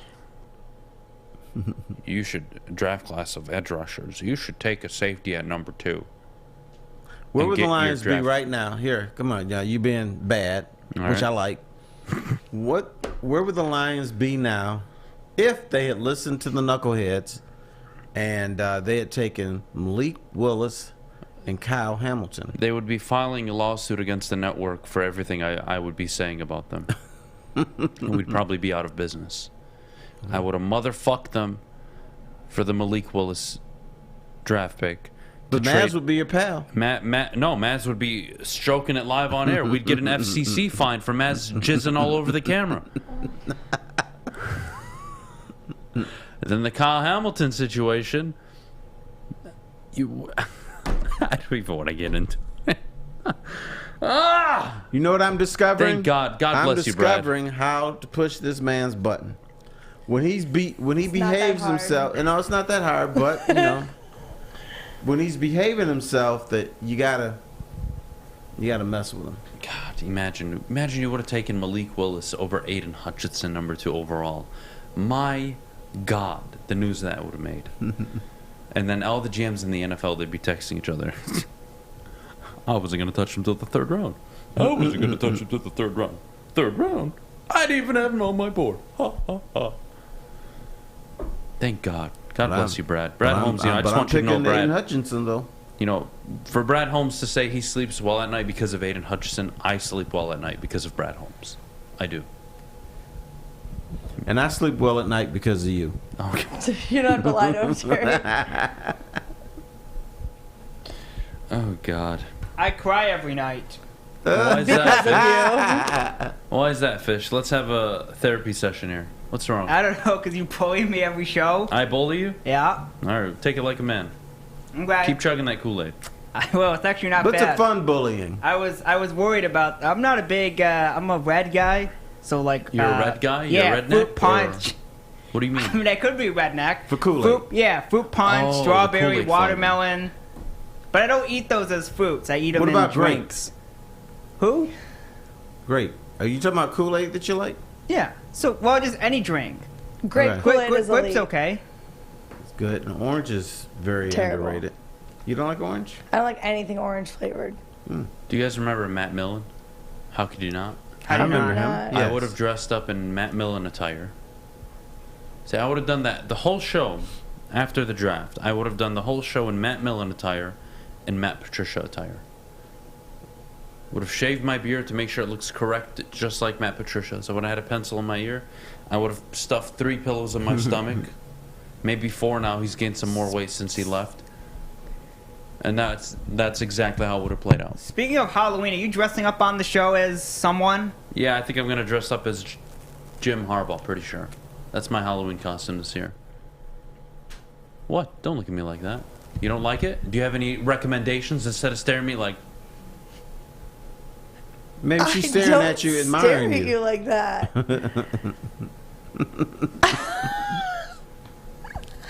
I don't look at you like that. Any recommendations for Halloween? It's too early to think about Halloween. It's never too early to think about Halloween. Okay, people are already decorating the house for Christmas. Thank you, Fish. What do you mean it's too early to think That's about not true. Halloween? Stores already have Christmas stuff out. You walk into a store, you're like, what the heck is this Christmas tree doing here? It's not even Labor Day yet. Can we chill out, please? Should I dress Just a up as little Mel bit? Tucker? You should dress up as Fish. No, I think I'm dressed up as Mel Tucker. How would Gives you me dress an up as excuse me? to smoke on the show. A t-shirt. You guys can be Mel Tucker and Jim Harbaugh. You gonna shave your head? How about you be Jim Harbaugh and I'll be Mel Tucker? I'll shave my head. Sure, why not? I'll paint you white.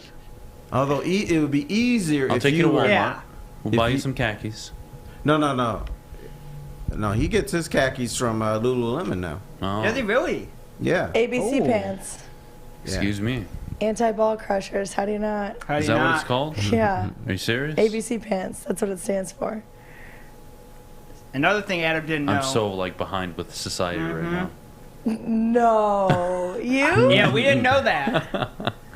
Yeah, that's a new one to me. I think Mel Tucker. I think that's what I'm going to go with. Okay. Unless the Lions suck, then I'm Dan going to be Campbell? goofing. I might dress up as Sheila Hamp Ah. or Dan Campbell, one of the two. We'll How see. you gonna dress up as Sheila Hamp? What do you have to do? Bet me.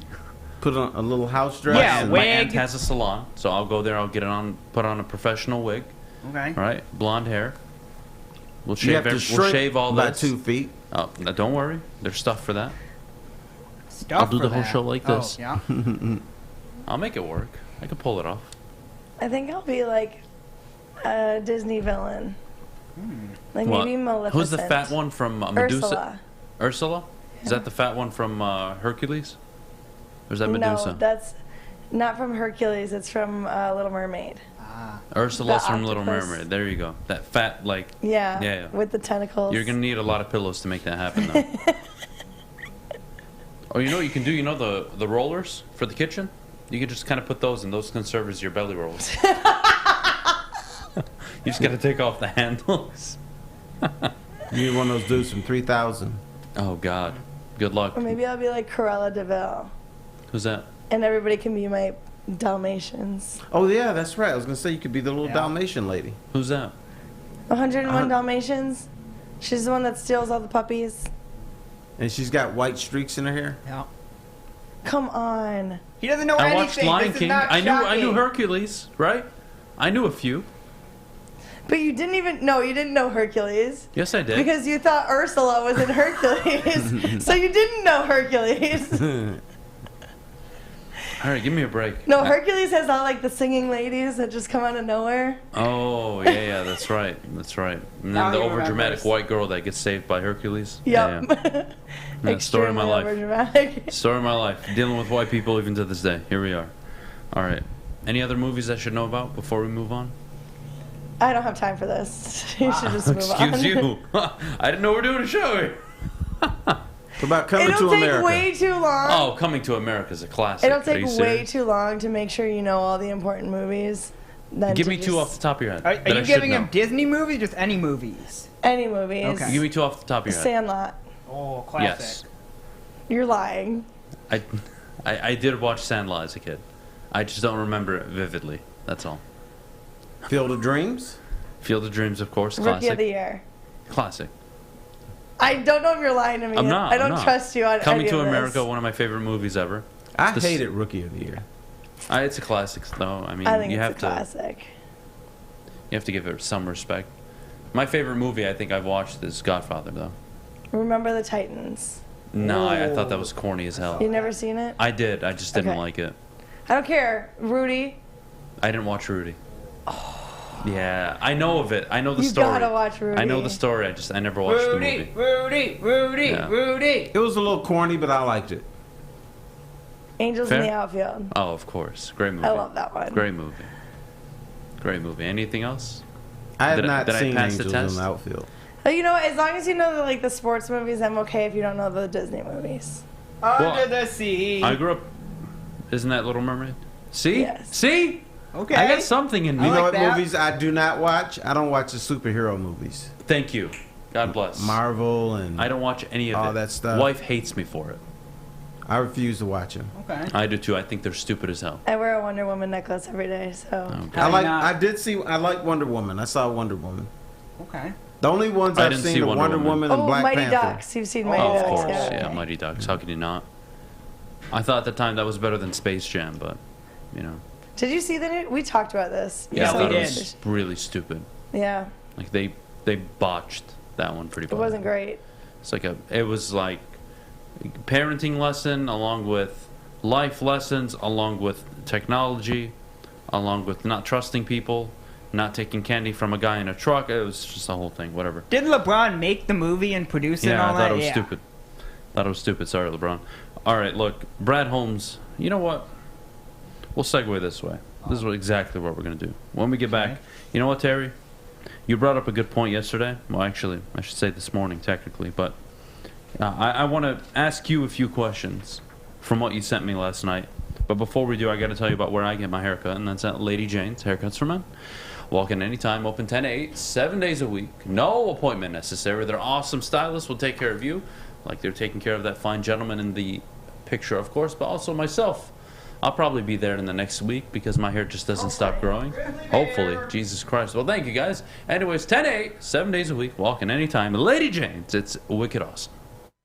The Sports Marketing Agency would not be who we are without great community partners like Higuera Health and Carol Zaniga. It's an awesome opportunity to partner with your organization. Higuera Health is a comprehensive behavioral health organization. We serve children through older adults with mental health, substance use, and developmental disabilities across Western Wayne counties, and really excited to now be in downriver communities as well. Give us a call at 734-458-4601. You don't have to go to the beach, man. You don't have to get your butt crack full of sand. You just need a little chili peppers, man, to get that glowing beach chili peppers tan. Woo! With 26 locations in the Metro Detroit area and more coming, Chili Peppers Tanning is where you'll find the cleanest salons in the D. Join the Pepper Club for the best deals on unlimited tanning. Head to chilipepperstanning.com. You just need a little chili peppers, man. Make sure you're listening to Woodward Sports all day long. Start your morning with the Morning Woodward Show. Spend middays with Big D Energy. Watch and listen your drive home with the Bottom Line. And don't forget about Woodward Bets daily. All live, all right here on the Woodward Sports Network. OddsTrader.com is the #1 site for your game day bets, play-by-play updates, live scores, and the best price on every game from multiple sports books. Go to OddsTrader.com right now or download their app from the App Store for all of your best bets. Terry Foster. Question this morning is, Serena Williams is retiring as a struggling tennis player at the moment. Do you put her career on par with Michael Jordan and Tom Brady? I put her just a half step behind them. She's had a great career, obviously. She's won a lot of majors. But I think Tom Brady and Michael Jordan are just a little bit above what Serena did. Now, one thing Serena didn't do is she didn't play in regular tournaments. She only played in majors, particularly the last few years. She was great. She's one of those iconic athletes, but it's just something is missing to put her in the same breath with Tom Brady and Michael Jordan. Can I just say it? Go ahead. It's just the truth. All right. She's a woman. That's the difference. She's in her own category in women's sports. I think she is the most dominant women's athlete of all time. Is that fair to say? Yes. Anybody else close to her? I kind of like Martina Navratilova when she was on her roll. I like her as a commentator. I thought she was pretty dominant, too. I think, you want to talk about Mount Rushmores? I think she's on her own with whoever woman you want to associate with her. Mm-hmm. But no, she isn't. Tiger. Can we not put a woman on the Mount Rushmore when men are involved? Yes, you can't. I don't think you can. I think it's two different sports, unfortunately. I'm sorry. There's men's and women's. That doesn't mean they're not good or they're not capable or they're not great. But when I think of Tom Brady, I think of Michael. I think of Tiger Woods. I think of Michael Phelps. The men's category. It's just how it is. This isn't Serena's not good enough. She's at her level with any woman that you want to put at the top of their game ever. And the thing I can't get out of my head is if Serena in her prime, if she played on the men's tour, what would her rank be? Well, that's irrelevant, though. I don't think that's fair. So, when I think of Serena Williams, I think of Mia Hamm. I think of Lindsey Vonn. Serena's ahead of those. Billie Jean King. Yeah, but that's like the Mount Rushmore for women's. It could be more. Katie Ledecky. Like, that's her own. But I don't sit there and think of Michael Phelps and Katie Ledecky outside of the fact that they represented our country in the Olympics. Fair? America. Fair. So I'm sorry. America. I don't think you can put her in that category. You can't. You just can't. There's men's accomplishments and there's women's accomplishments. There's a difference. They're different for a reason. And I don't think it's fair to Serena Williams, who is arguably the greatest tennis player ever, to say, well, what would she be in the men's? Well, nobody cares what she'd be in the men's circuit because she's not a man. So it's not even a conversation. I don't care how left or progressive we're getting in the world. Aren't you sort of saying she can't be up there with Michael Jordan? She can't because they're different. She's different, yes, but she can't compete with the top men. You're sort of saying it without saying it. Let's say I have a successful career. Let's say I'm here for 20, 30 more years. If we're all honest, let's say, Terry, I find good success. People, things are going well. Woodward Sports is very accomplished. In 20, 30 years, I decide to retire. In Michigan, who am I going to be remembered with? Terry Foster, Rico Beard, Mike Valeni, Neil Rule, right? That's Bernie who, Smilovitz? That's who I'm going to be associated with. I'm not going to be associated with Aaron Andrews, Michelle Tafoya. I'm not. There's a difference. Not only in the line of work, but there are men's tennis and women's tennis. I don't think in the media each are important. You can separate men and women. You're not going to be compared to Aaron Andrews because Aaron Andrews is known nationwide, and you're not. Of course, but that again, would be the point difference. is, but it won't be a male-female thing. In theory, yes, with media, it's much more We can regimented compare with you to sports. Jennifer Hammond. Whatever it is, I think it's irrelevant though, because at the end of the day, you think of the 5 greatest athletes of all time, just athletes, right? You don't want to throw a gender on it. Well, Jesse Owens, Michael Phelps, Michael Jordan, Tiger Woods, Tom Brady. I mean, that list is going to go pretty far down before you even consider Serena. Athlete, right? I don't know. I think we try too hard to make everybody inclusive. This doesn't need to be. Doesn't need to be a conversation about that. In her sport and her field, she is the Tiger Woods of her game. She is the Tom Brady. She is that for her category. But she's not Tom Brady. But she's not Tom Brady because she's not Tom Brady. She doesn't play in the men's field to be compared with him. Just like Tom Brady is not Billie Jean King or Mia Hamm. You don't associate him with them. Why? That's not his lane. That's not what he is. He is a men's professional athlete. She is a women's professional athlete. They're separated. You don't like it. You have something up your ass. I can't help you. But that's just the reality. You can't compare Serena to Jordan and Brady. And if you do, you're gonna have to have Phelps there first, Tiger Woods. You're gonna have to have Deion Sanders. You're gonna have Jim Brown. You're gonna have to have. And let me get fishing. What Pele? Yes. Ronaldo. I mean, you're gonna have to have all these guys on this list before you ever get there. I think it's ridiculous. I think it's just causing a problem for no reason. Again, you're not disrespecting the women's sport. She's the greatest at what she's done, arguably ever. Arguably ever. She's probably the most dominant ever at her game. Not men's tennis. For men's tennis, it's Nadal, it's Federer, it's Djokovic, Sampras. They're separated. If I tell you Peter Borg, do you think of Serena Williams? Maria Sharapova? No, you don't. You think of the other men's tennis players that he played with. The same applies. I think it's stupid. I really do. And I agree with remembering her just in general as one of the greatest athletes. She is. But they're separated sports for a reason. So when you rank them, if you want to rank them, you have to rank them separately, in my opinion. If you just want to talk about some of the greatest athletes that ever lived, yeah, I'll give you a whole list of men, but I'll also mention Lindsey Vonn. I'll also mention Mia Hamm. I'll also mention Carly Lloyd. I'll also mention Serena Williams, Venus Williams, Maria Sharapova. They'll all get mentioned, but you're not allowed to rank them when they're classified differently. It just doesn't work like that.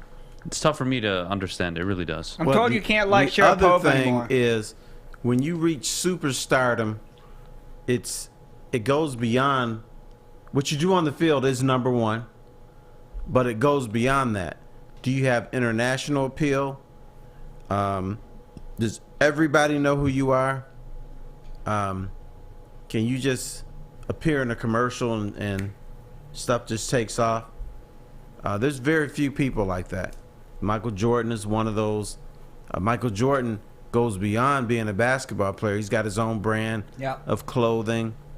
Everybody, all the kids, even my son, got to have some Jordans.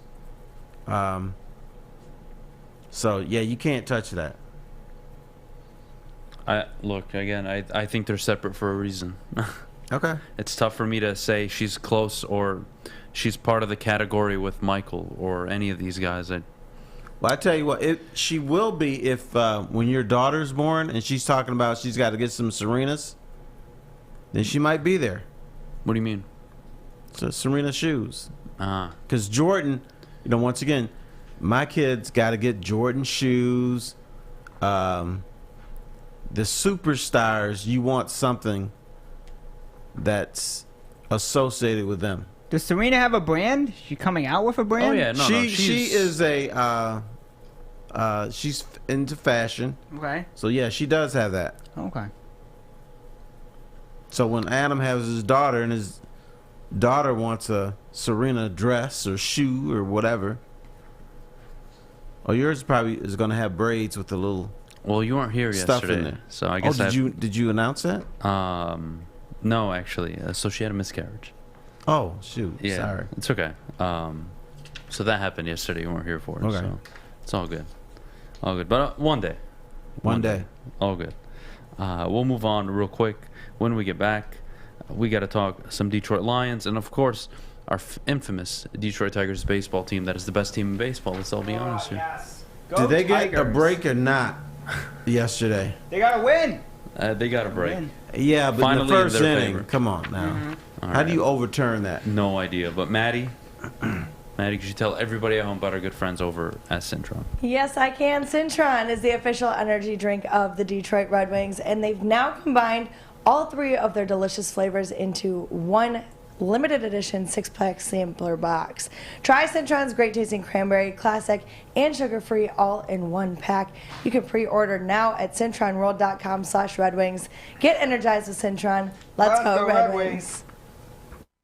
Hey, it's Scott from the Woodward Bet Show. Hey, it's Wednesday. It's one of my favorite days. I get to talk some golf with our girl Kelly over there at 4:30 of the Woodward Bets YouTube page. You guys also get to get over that App Store and download oddstrader.com. It's got live scoring, play-by-play updates, and it's the best place to check all the odds at the sports books right in the palm of your hand. But hey, let's talk some fun coupons. Let's get some winners. That's what we're here for, winners and fun coupons. So listen, today I like the Rangers in A's over today. I think both pitchers stink. We should see lots of runs. Oddstrader.com. Woodward Bets. Check it out.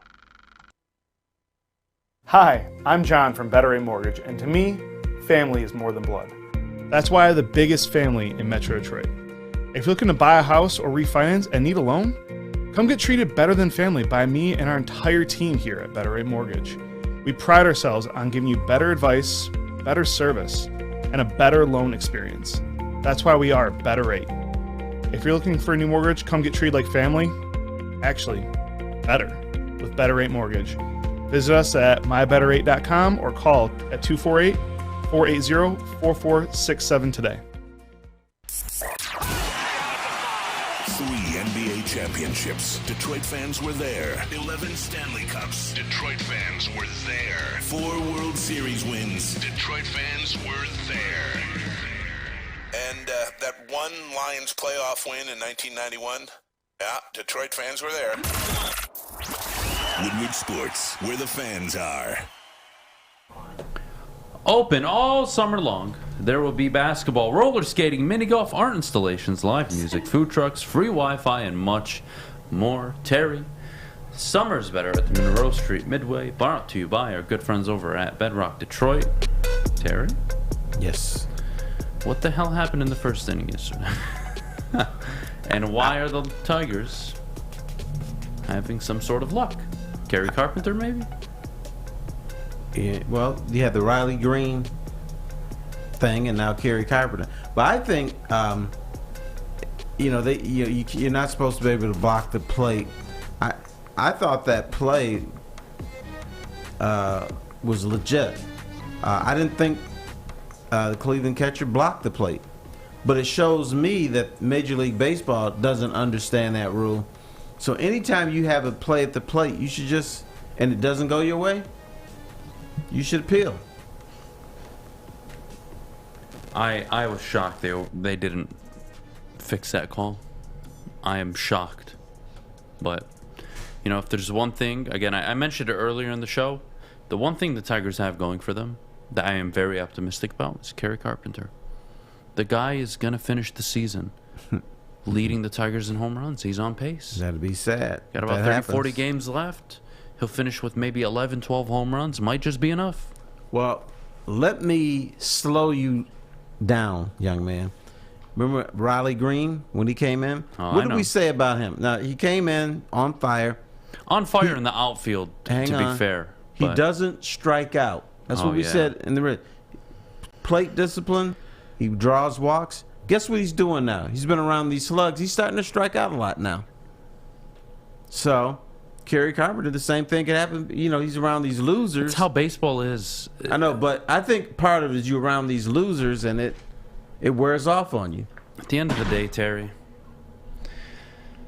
if you are going to sell me the idea that the future of this baseball team is right there with Riley Green. Or Big Boy. More so Riley Green. The team is done. If Riley Green is what you're going to sit there in your bathroom stall, Chris, and jerk off to Riley Green in the future, if that's what's getting you going, this team is screwed. It's done for. Absolutely done for. Like Riley Green. Hell of an outfielder. Mm-hmm. You need to score runs to win baseball games. You need guys that hit higher than 270, 280. And if they're going to hit less than that, you need them to hit for a lot of power. You have none of those guys. This team is awful. That's all we're going to give them this morning. My God. Frustrating as hell. Frustrating. So naive. And they have the balls to sit there and, cry to Neil Rule. Oh, Neil, Adam is, his Alavila stunt. That was unacceptable, apprehensible. God. Idiots. Well, young man, the Tigers should actually be happy that you exist.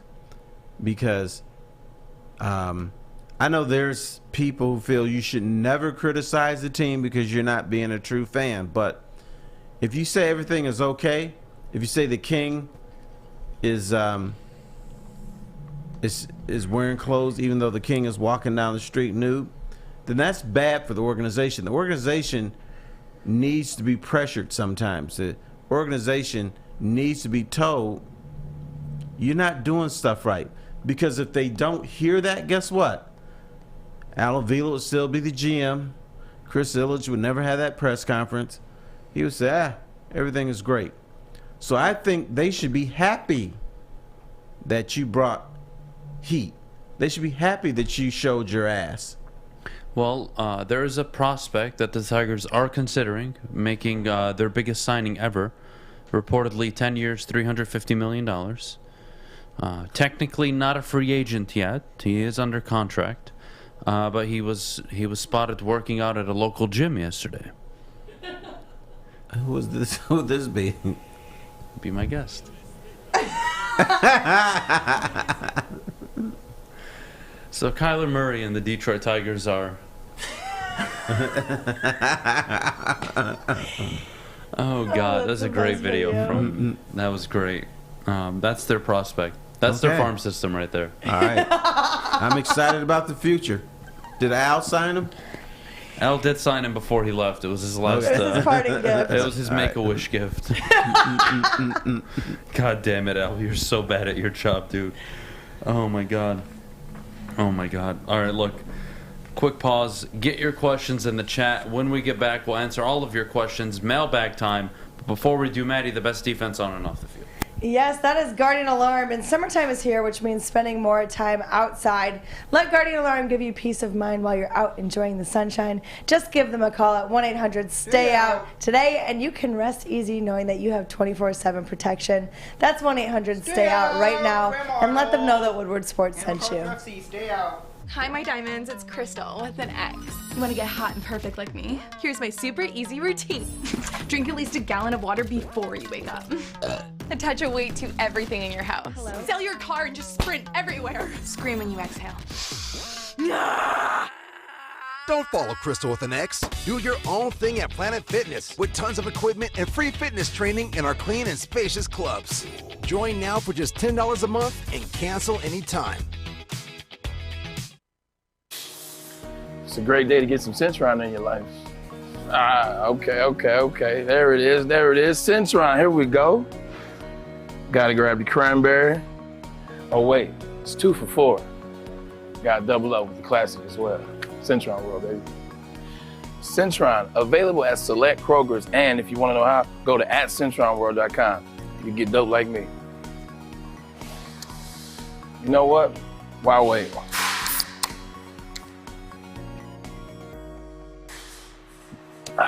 Great taste, guaranteed.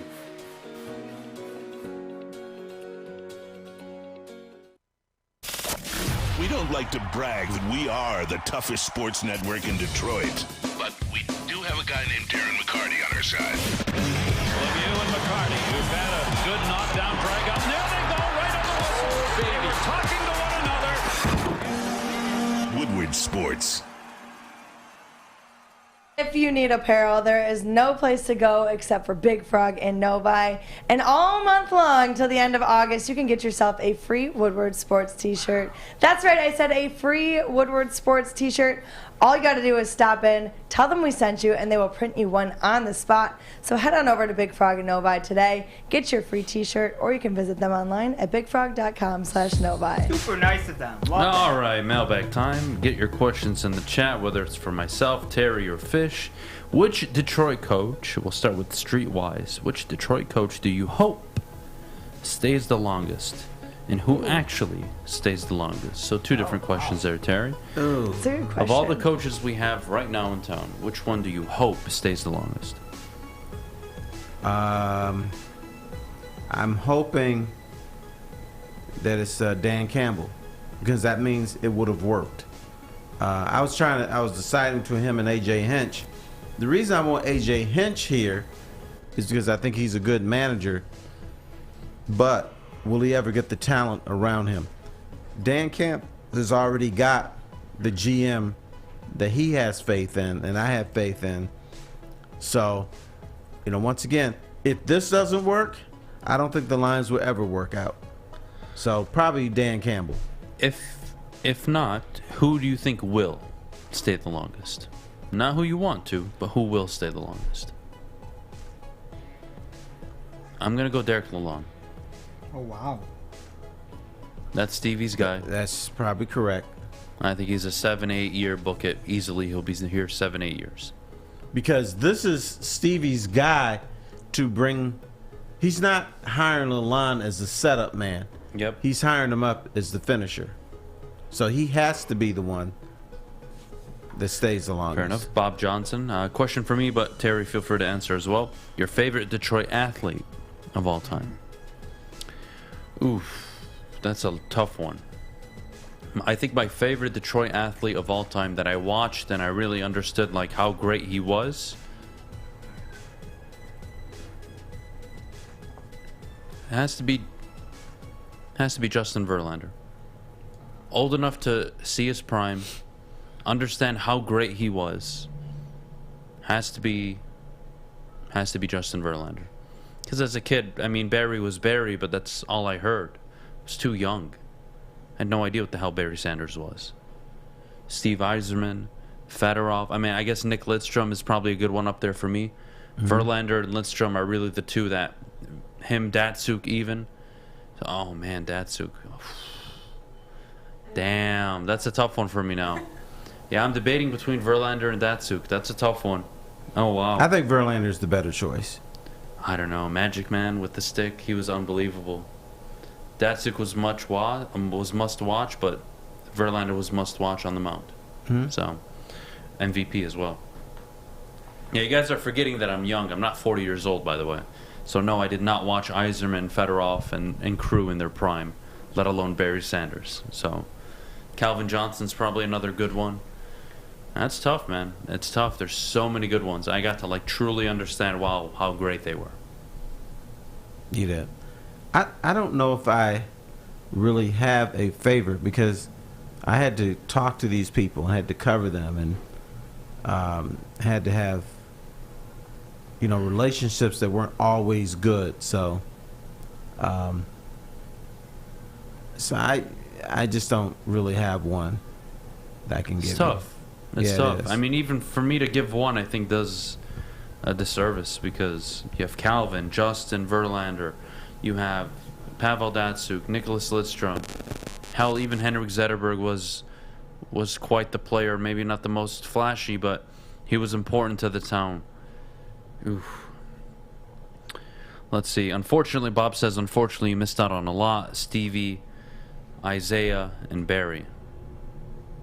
Interesting. Yeah, when they were in their prime, Isaiah, Stevie, and Barry, I think that was the best Detroit's ever been sports-wise. Because the teams, except for the Lions, were very good. You could tell they were building towards championships and then won championships. And they were amongst the best in their sports, period. And in fact, I think we had a controversy around here. It was a Hockey News or some publication came out with the all-time top 50 players and did not put Steve Yzerman on there. People around here had a fit. Then the next time they did it, miraculously he was on there. So you go figure. Fair enough. Maddie, what number jersey will you wear in your new role? I don't think you're going to wear a jersey. No, I'm not going to. The hell does that mean? I don't know. God damn it, Mike. I mean, I'm always number one, but I don't really. Which Detroit franchise will ever be sold? I think maybe we should phrase it. Which Detroit franchise will be the next franchise to be sold?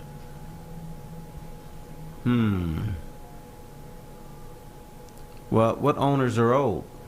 Tom Gores is a wild card. I could see him selling the Pistons and moving on to something else. So I'm going to say Pistons will be the next one sold. Because Tom Gores is not a guy that traditionally sticks with things for a long time. So I'm going to say the Pistons. I'm going to say the Pistons as well because LCA, it's literally named Little Caesars Arena. That ownership group is not giving up that capital anytime soon. I would say the Pistons more than anybody. The Wings aren't being sold. The Tigers aren't being sold. And the Lions aren't being sold. So I could see the Tigers being sold before the Red Wings. I don't think the Ilitch family, their heart isn't into the Tigers as much as the Wings. Because the Tigers cost a lot. They probably feel it's more difficult to be competitive in baseball. Fair enough. So expectations for the Lions in 2023, Terry, if they make the wild card this year. If they make the wild card? Mm-hmm. Well, they're not going to this year. So I would say for 2023, making the wild card. I disagree. So you got him in the wild card this year, or what part are you disagreeing with? Well, first let's do his if statement. If they make the wild card, they should win the division in year 3. If they don't make the wild card, they should contend for the division. That's my expectation. Okay. They should contend for the division in year 3 no matter what. I think any NFL rebuild, it only takes 3 years, some sooner than others. By year 3, this is a team that should be in the running at the end of the year for the division title. Adam, what is the best case scenario for the Tigers and how many years it'll take for them to get in the playoffs? How about 47? Best case scenario? 47 years. I'm being an ass right now, but I don't know. I'd say best case 2-3 years. 2 seems impossible, but I guess best case scenario. You know what? I view them almost as an expansion team now. Can you take an expansion team and get in the playoffs in 2 years?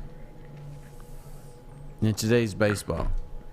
RJ Graham says you would be very competitive in Major League Baseball if the Tigers had Ohtani. No, because the Angels do. And they have Mike Trout and Anthony Rendon and a lot of players, and they've spent a lot of money, and they're not competitive at all. So no, I don't believe that to be true. That's it for us today. Thank you guys so much for joining us this morning. We appreciate it, as always. Obviously, congratulate Madeline Miller before she leaves us Friday on her last day. So we give her a round of applause. Yes. We'll see you all tomorrow. And we'll Wish miss the her. Rats. Are we gonna miss her? No. Okay. Wish the Rats luck tonight in their playoff game, and we'll all see you guys tomorrow. Hopefully, I get to smoke a ton of hookah on the show tomorrow. Just depends on the results. Are See you you guys doing? later. Are you doing that even though you'll still have a? God damn. Oh.